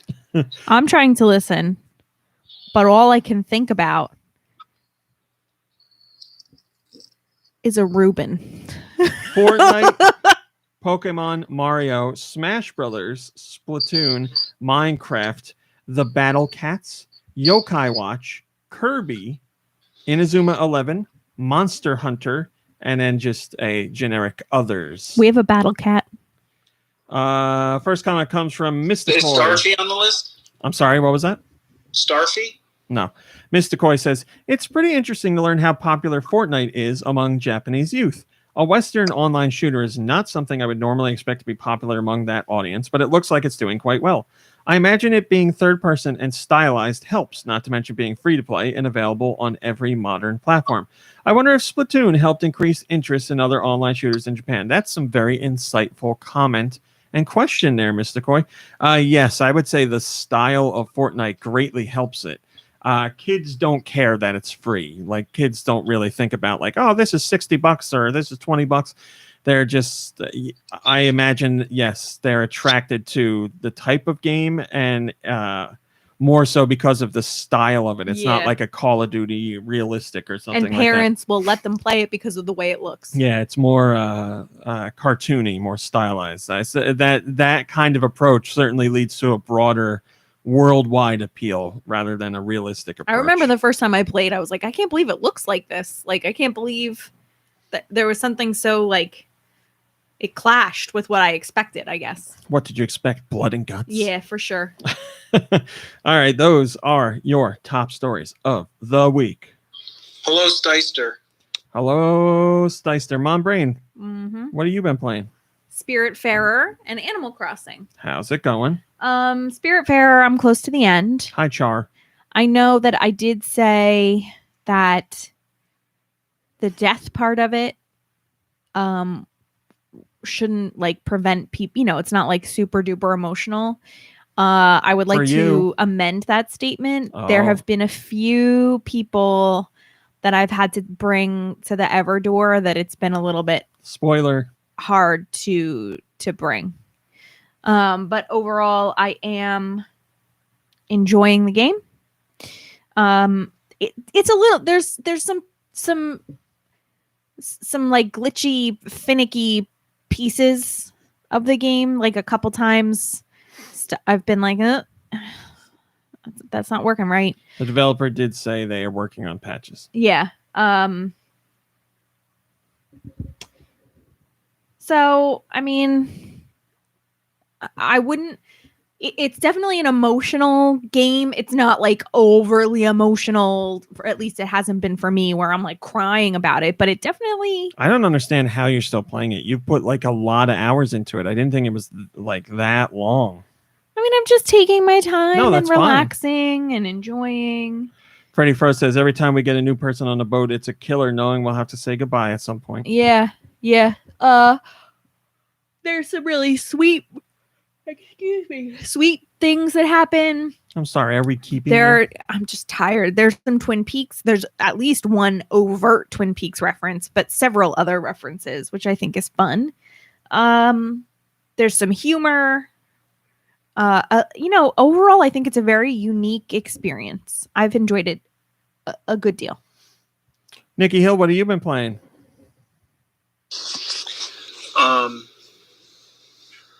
Solitaire. How's it going? Still haven't gotten anyone to play with me. Such a hard game to get multiplayer for. And then I finished that Into the Deeps or Depths. Well, let's hear your final thoughts. I feel like it ended rather abruptly. And I had some problems that I got really super frustrated, but it was after I got really upset and lost my cool, I realized it was my own fault. And I just suck at video games. But yeah, it's an interesting game. It's a different experience for sure. Malik Halo says, have you gotten to the final boss of Solitaire yet? Malik Halo, I am the final boss. No one can beat me at Solitaire. Thanks, Nikki Hill. That's it. Yeah, that's all I've done with my life this week. What did you do, Raw Meat? Oh, thank you. I was ready. I have been playing. Don't be a sweaty, be a go-getty. Thank you, Josh. Words to live by. Don't be a sweaty, be a go-getty. Speaking, You're a sweaty. I am not a sweaty, Josh. You're a sweaty. Speaking of sweaties, I have been playing Fortnite, and last night had an amazing run. I was on a team with Dew Michaels and two other people. You guys, no wait, who was I on a team with? Dew Michaels, someone they don't know,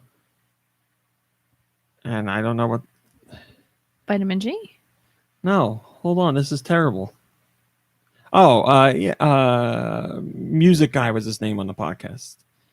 Once upon a time. We were, a squad playing.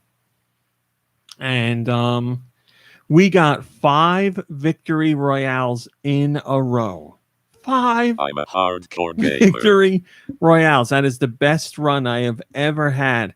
And the 5th victory royale was one where I secured the win. All the other games, everybody was pretty good. Like, we were all working together. We were all alive at the end. That 5th one, I was the only one alive. And I didn't even know there was only one other person left. I was just in a fight, and I won it, and then the game ended. I was like, oh, my God, that was the end. Because if I knew that was the end, I probably would have lost because I get very nervous. But, yes, 5 victory royales in a row. It was unbelievable. And we were a second place in the first one that we lost. So it was good. Very competitive. Lots of fun. We had a great time. We're doing stupid dances, which Mom Brain will attest to. Oh my God. We're a big fan of the feeling jaunty dance. It's so good. Because it's not just a dance, it's a traversal dance, which means you can actually move around in the game and do it. You move very slowly, but you can move. This is the Marvel season, which I really love. Lots of little nods to Marvel stuff all over the place, and obviously like big references because there's characters you unlock. it's just a lot of fun. I'm super back into Fortnite, and it's great. We're having a really great time. Did you know you can win money just for playing Tetris? $5,000 is on the line tonight in Tetris Prime Time. I did know that, Josh. I haven't played Tetris in a while, though. Did you know you can play Tetris for free on Tetris.com? I did. Thank you, Josh. So I played that. Thanks. Very cool. I played more Ghost of Tsushima. Oh, God. Tsushima. And I don't know. I think I might be done with it. Okay. I think I'm done. It feels like a chore. Feels like a chore. Freddie Fro, I've been thinking about Rubens. I played I played Spellbreak this week. Oh yeah. Which I was excited about, and it's a lot of fun. It's Fortnite, it's Fortnite or Battle Royale in general, but I'd say very much Fortnite, but Magic. And you can watch a video of me playing that on the YouTube channel if you want. So you pick up gauntlets that give you different spell capabilities like fire or wind or ice or lightning. And you can combine spells to do different things. Like you can get like a poison gauntlet and it'll throw out like a huge blob or cloud of poison. And then if you hit it with a lightning bolt, it'll electrify it as well. It is a lot of fun. It's free to play, so why not give it a shot if it's free? But yeah, other than that, it's very much Fortnite. You know, you go around and you collect shield potions and health potions, and you find treasure chests, and you can revive characters and all that. But it's good if you're looking for something a little new in the battle royale genre. While it may have a lot of mechanics that are similar to Fortnite, it definitely has a different feel to it. And a different style, and the battles are much more drawn out because you are so what's the word when you can move around a lot easily? Talking to you, Mombrey. I'm sorry, I'm in the chat. Oh yeah, I know, not paying attention. What a word for when you can move around a lot easily?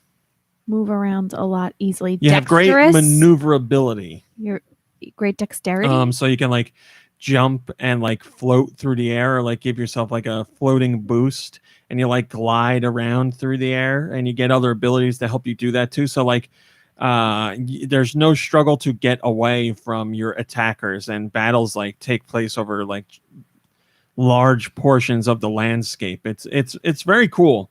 Yes, Malakayla, that's what I was looking for. Super movie. It's a super movie game. It's fun. I definitely want to play it more. I want to play it with other people. I want to play it with friends, but all the friends are into Fortnite, so I don't know if I'm gonna be able to woo them over. But I'm gonna see how much I want to stick with Spellbreak first. And I hope the game gets some attention because I feel like it's worth it. I feel like it does enough different, and it certainly has a different tone and style that it deserves a spot. It deserves some attention. So, like I said, it's free to play.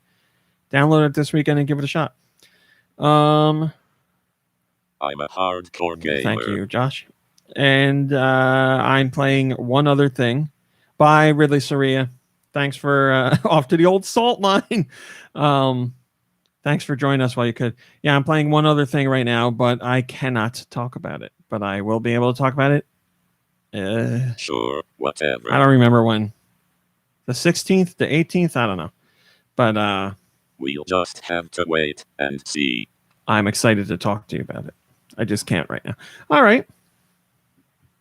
Let us do some questions. Send your questions to GoNintendoQuestions@gmail.com. I'm sorry, where? GoNintendoQuestions@gmail.com. They can be about Nintendo, they can be about video games in general, or they could be about whatever the hell you want. I really think you need to try on these socks that my mother made. Nope, I know that you're socks. not a sock person. Nope, done. But she uses the best yarn. I don't like the feeling of socks. I could ask her to make you special ones that are really nice and I big. Do not for like your big old feet. The feeling of socks. Okay. I was born barefoot. I'll die barefoot. Mm-hmm. Today's question comes from Autumnal Blake, and he says, what is your favorite game user interface? I really like Smash for Wii U's interface. It's not very intuitive, but it looks awesome and it can be fun to explore through the different options. That is a good question, but I don't have a good answer. Trying to think of a game that had a really flashy UI.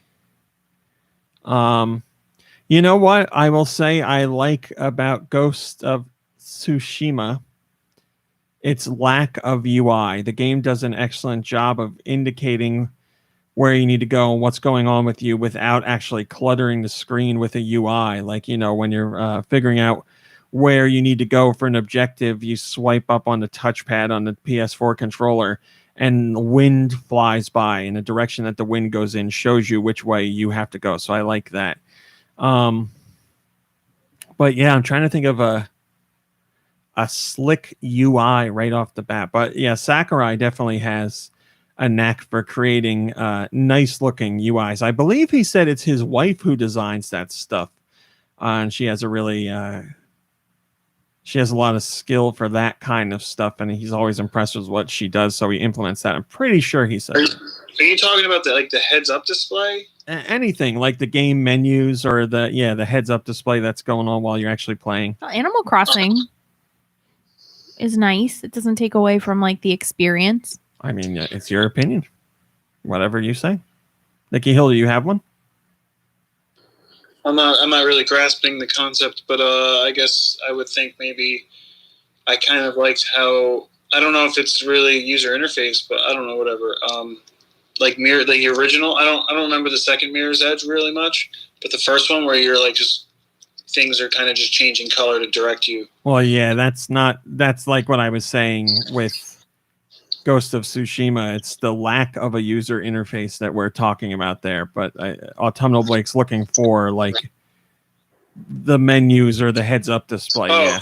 Beyond Good and Evil, I really liked at least the input of codes and text and stuff. The text wheel, and it was a spiral staircase. Yes, that's a perfect example. Remember, Ubisoft was talking about, or I don't remember if it was Ubisoft or Michelle Ancel specifically, were talking about how they were looking at that as to be the next method of text input in games. I don't know why that never panned out, because that's a great system. Yeah, it worked really well. I really liked that. Yeah, that's a good example. Perfect answer, Nikki Hill. Why did that not pan out? Why did more games not go in that direction? Such a smarter idea. Oh, well. Well, there's your answer, Autumnal Blake. We also have a Patreon question. Ooh. Hey, Mom Brain, did you know that you can join the Patreon for $1? For $1. Thanks, Billy. Yes, for $1, where we have Patreon questions. And today's Patreon question comes from Guy Bones. And he says, do you ever feel like wasting your gaming time playing certain games? Do you ever feel like you are wasting your gaming time playing certain games?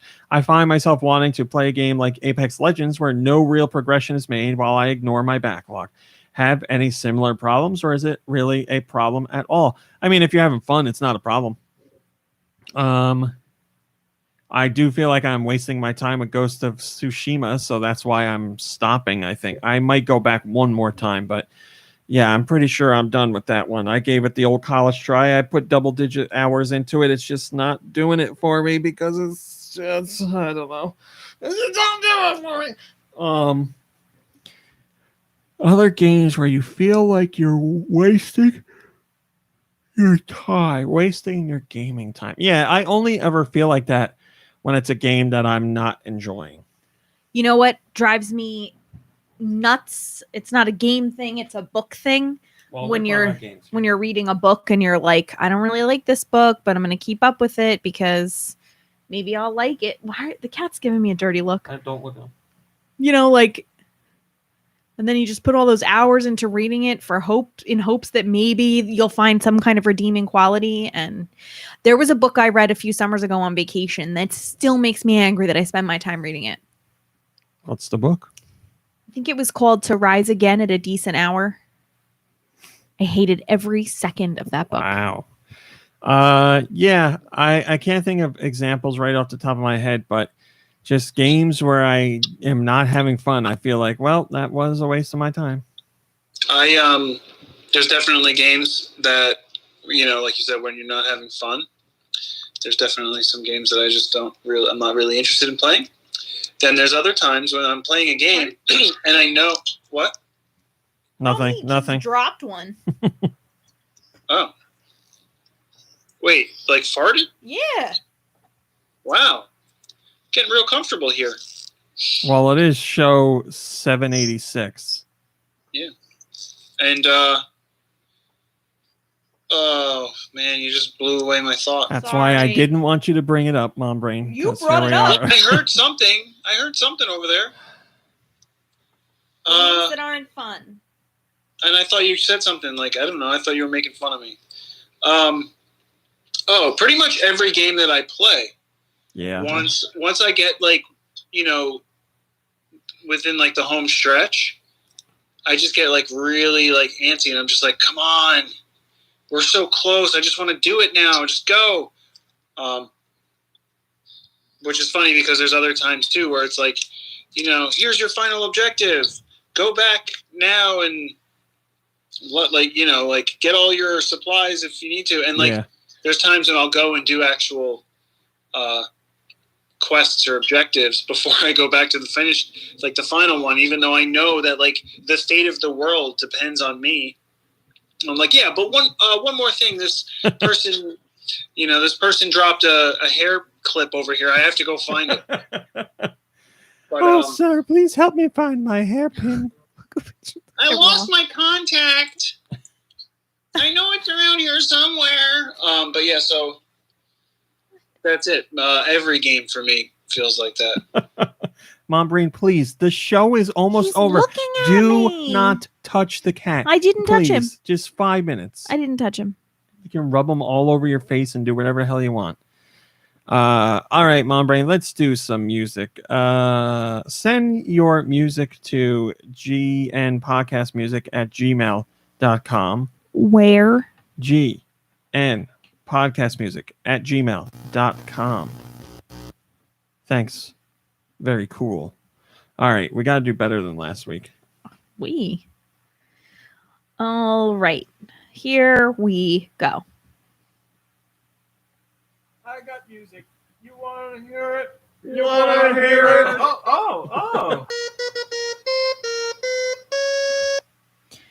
Oh. This first song. Nothing to say there, Nikki Hill? Okay. Sorry, just tuning in. Go ahead. I got music. No. I got music. You want? Is that what I sound like? The first song today comes from who I have labeled it A. Beeve. I wonder who that is. Anastasia Beaverhausen. Oh, thank you. First song today comes from A. Beeve.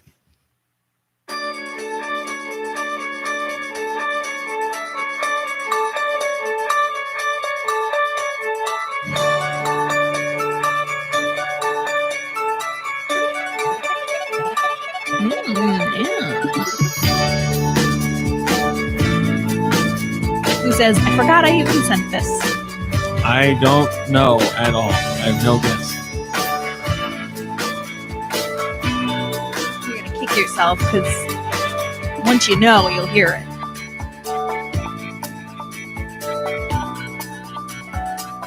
What system? Switch? Wii. It's not first party. No. Elebits. No. Boom blocks. Nope. Oh, I like that guess. Hasbro Family Game Night. No.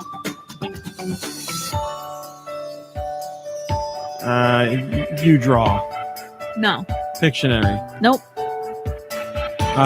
Scribble Nuts. Nope. All right, I'm done. The Sims 3.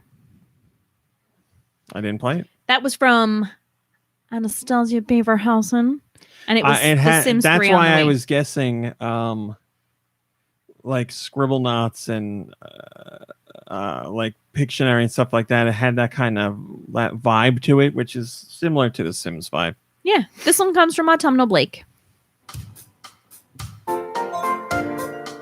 Oh my God, why do I know this? Oh, you know it. What system? Wii.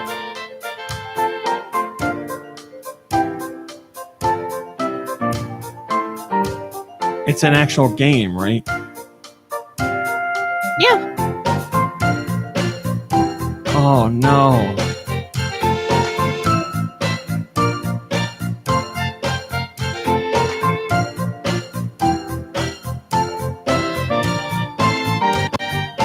Still around? No. Yeah, what is it? Is it Wii Fit? No. Wii Play? Nope. Wii Music? Yes. There we go. It is Wii Music. With one of my favorites, Sebastian Toot. Yeah. Sebastian Toot. Sebastian Toot for Smash. Sebastian Toot. That was Wii Music from Autumnal Blake, and this one comes from Blood Ocean 07.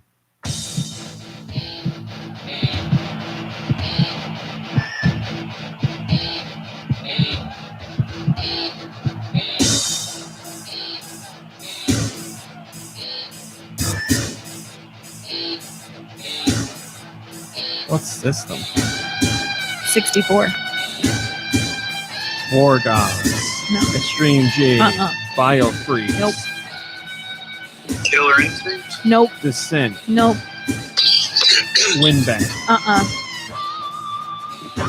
San Francisco Rush. No. Some sort of monster truck game. No. Some sort of wrestling game. Yes. WCW versus NWO. Yes. No Revenge. Yes. Absolutely. And that was from Blood Ocean 07. Here comes one from Glitter Bubble 3. The Lost Vikings. Yes. Great soundtrack. Let this go a little bit. Wow. One of my favorite soundtracks on Super Nintendo. So this was a game she played when she was a kid. Oh, me too.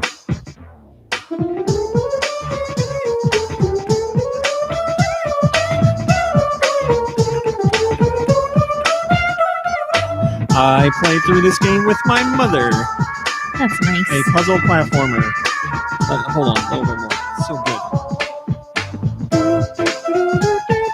You listen to this a lot.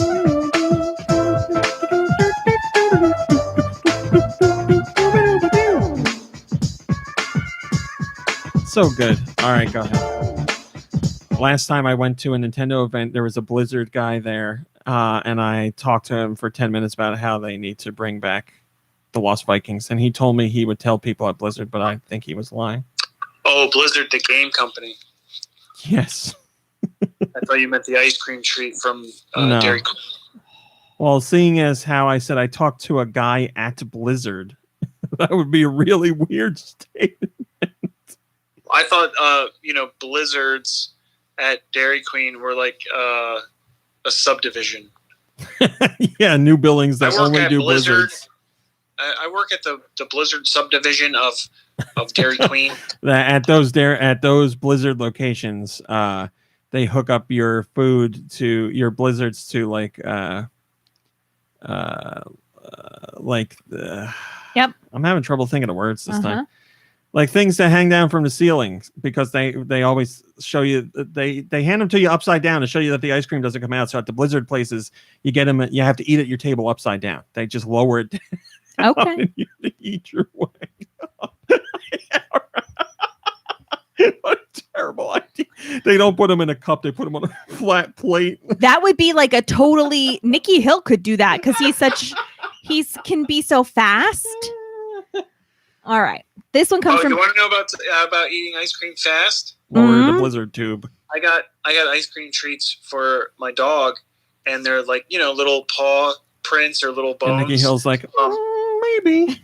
And if I put, the person that I bought them from said, like, if your dog doesn't like it, they're delicious because it's all natural stuff. It's just like yogurt and peanut butter and stuff. Yeah. But it didn't really thaw much because, you're supposed to kind of leave it in there and let it melt a little bit, and the dog can lick it up. My dog walked right over, sniffed at it, and just ate the whole thing, and then looked at me. I was like, "Oh my gosh!" She's my dog. Like father, like daughter. This song comes from Ian.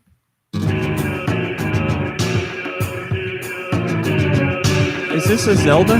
Yep. Ocarina of Time or Majora's Mask? Nope. Neither? That's correct. It is neither. Minish Cap. Nope.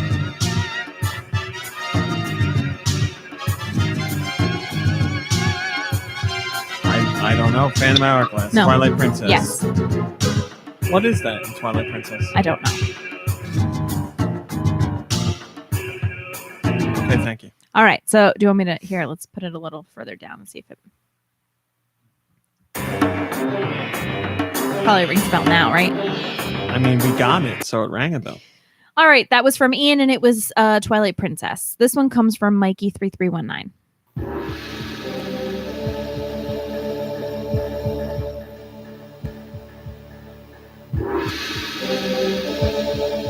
What system? 64. You look confused. It wasn't what I expected it to sound like.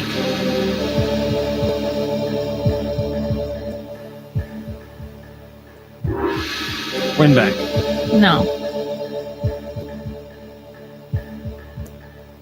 First party, I guess? It is.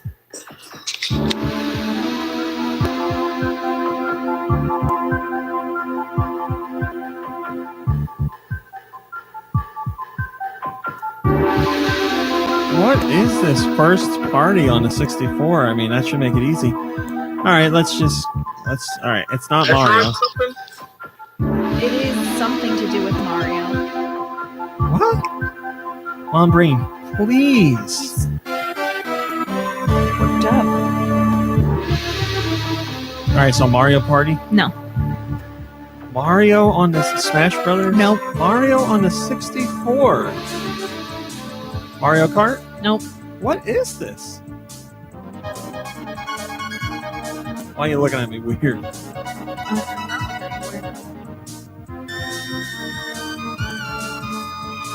What other Mario is there in the 64?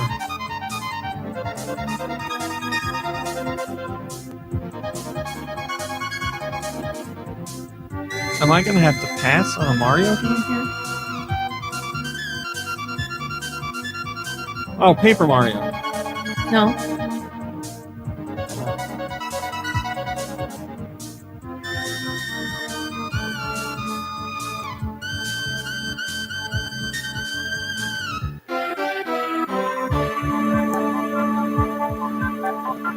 All right, go ahead. I don't know. Dr. Mario. Oh, man. I would have never guessed that. Yeah. I don't know what that is. Didn't sound like Dr. Mario. That was from Mikey3319. This one comes from Regnilla.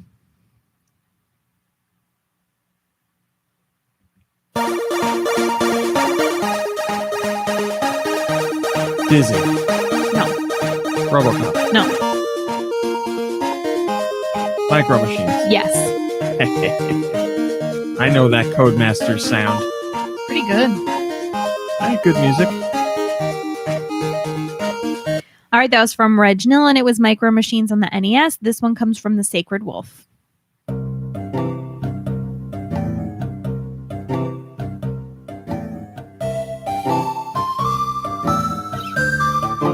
What system? DS. Yeah, I was going to say portable. Harvest Moon. No. Pokemon. Yes. Black and White. No. Black and White 2. No. Pokemon. Mystery Dungeon. Nope. Ranger. Nope. This is DS? Yep. Puzzle. Nope. Something with an R. Nope.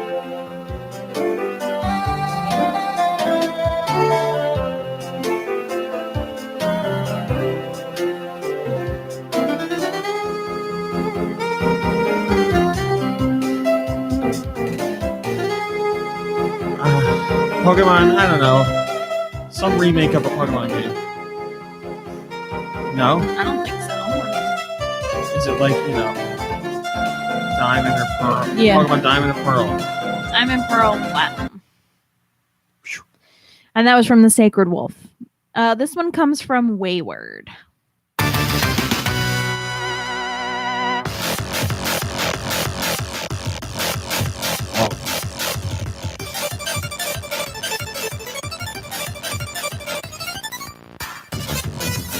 thought it was Castlevania at first, but I don't know what game this is. What system? Switch.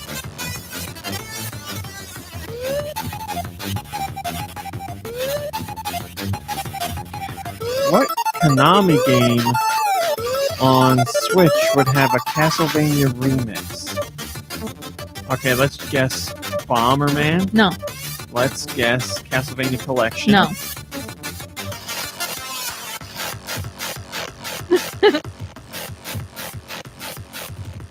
Is it Smash Brothers? No.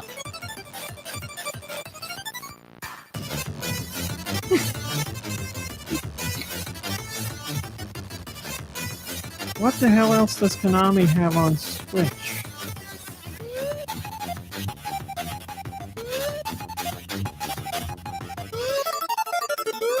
It's not Castlevania.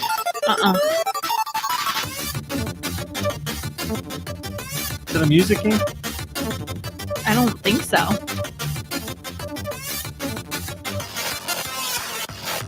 I'm looking up Konami games on Switch. That's cheating. That is absolutely cheating. You can look it up, but I'm not giving you a point for it. All right. I won't look it up. Look, I didn't finish. I trust you.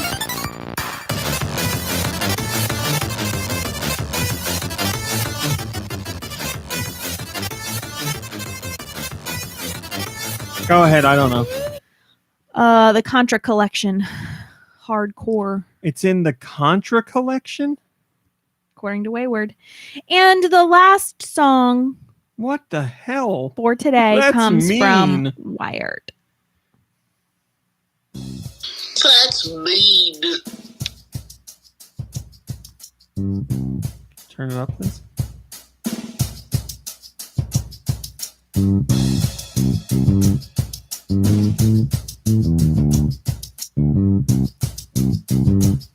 Is it like a Wario game? Nope. I feel like I know it. What system? DS.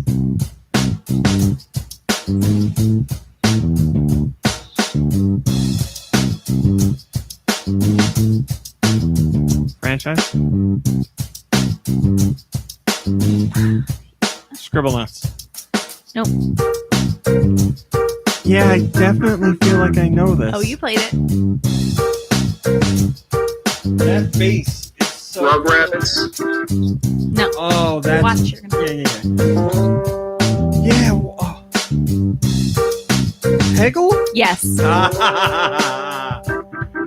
I knew I knew it. That was Peggle. Well, we did much better this week. Put Steister's song in there, Mom Brain. Come on. I'll do the best I can, Steister. I'm commanding it. All right. Remind me. 7 out of 10, says Tanuki Tony. What a bounce back after last week. That is what we needed. Yeah. KC also says 6-ish out of 9-ish. Very, very well done. 9-ish Ninkle. All right, we did it. That's a show. We That had is a laughs. show. We had tears. We talked about eating blizzards upside down from a tube or a platter. A charcuterie. A blizzard A charcuterie. blizzard charcuterie. And if any of it falls, you get your Oh, blizzard and for raw free. meat charcuterie. I did charcuterie. Oh, he charcuterie. All right. Well, yeah, that's it. Let's see if this is actually going to stop. Thanks for watching. Thanks for listening. We'll see you next week. Goodbye, everybody. Bye. Everybody. Enjoy your week. Okay, after show. Thanks, Ella Wolf. I got All right, it's the complaints after that show. the Goodbye, everybody. I was going to It's say I over. got complaints that the after show wasn't up to snuff lately. So Wow. you hit me with after show chatter, and I'll give it to you. 69 dudes. Mom Brain, are you a Bill fan or are you a Ted fan? I like them both. Oh, okay. Well, that makes for great conversation. Thanks, Mom Brain. What about you? Who do you think I am? I can't decide. Ted. I'm a Ted person, yes. Casey says, first time live. What should I expect for the after show? Well, hot garbage, I guess, because we haven't been. The after show only is like 2 or 3 minutes long, but I guess we've been... Kirby is putting a special reminder. I guess we've been slacking on making it good lately. Kirby says, guys, be excellent to each other. Now I want to go to Trader Joe's. In the words of Bill Ted's, I swear to God, you're going to say now you're going to go to Trader Joe's to get the cookies after the podcast? Well, I'll have them for next week. I'm so tired. Show's over. I want to go to Trader Joe's. I'm not saying I'm going. Freddie Fro says, would you eat hot garbage for $500? No. No. Depends on what's in the garbage. Steel Diver says, talk about politics. Yeah, it depends on what's in the garbage. I mean, am I heating up the garbage? Because I could throw it.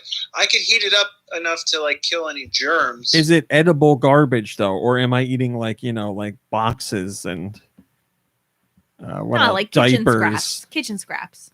It's his question. I'm asking. Tanuki Tony says, whenever Americans talk about Trader Joe's, I always think it's a car place. It does sound like a car place. Yes. Do they sell cars? No. They have a hidden stuffed animal there. You can win a balloon if you find it. Like a piece of candy or a small token. Pizza candy. Wow. Candy. Yeah, pizza candy. I heard you. Any thoughts on Vince McMahon forcing the wrestlers to stop using Twitch cameos, etc., and insisting he owns their real names and likenesses? Well, in typical Vince McMahon fashion, he is insane. But there's a little shred of it that I can understand. A wrestler going on Twitch or Cameo or any of that and using their wrestler name to make the money. WWE owns, in most cases, the wrestler's name. So I agree with him there. Him saying they can't use anything on any of those platforms, their real names or any of that. No, I do not believe in that part. So I can see, because if they're using their does he employ them? Are they employees of WWE or they're are they contractors? Yeah, so yeah, but you're not listening to me. They own the name of the wrestler. So that wrestler, even though they portray the character, should not be able to go on those services and make money off the name that WWE owns. Yeah. Well, that's like, I can't say something on behalf of my school district. You know what I can't.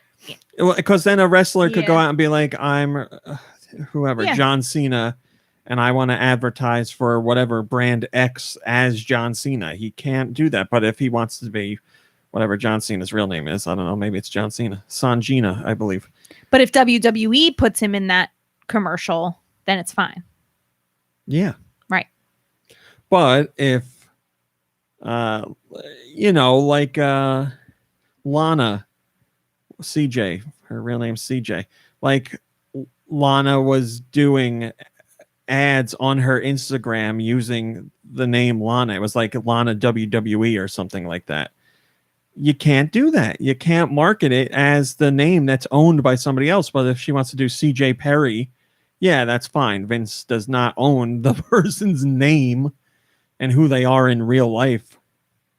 So,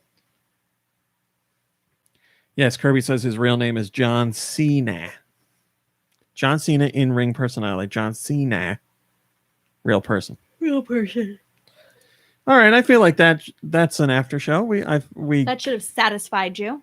Oh, John Lucina. Gecko Kitsune says John Lucina.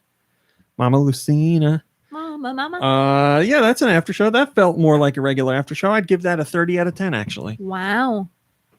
Repeating, a of little course. Nip slip when you go to turn the video off would really seal the deal for everybody. Yeah. There we go. Oh, Lube made it for the tail end. Well, we got to leave now because Lube's here. Bye, Lube. Thanks for watching. Thanks for listening. We'll see you next week. Goodbye, everybody. Goodbye, everybody. Oh.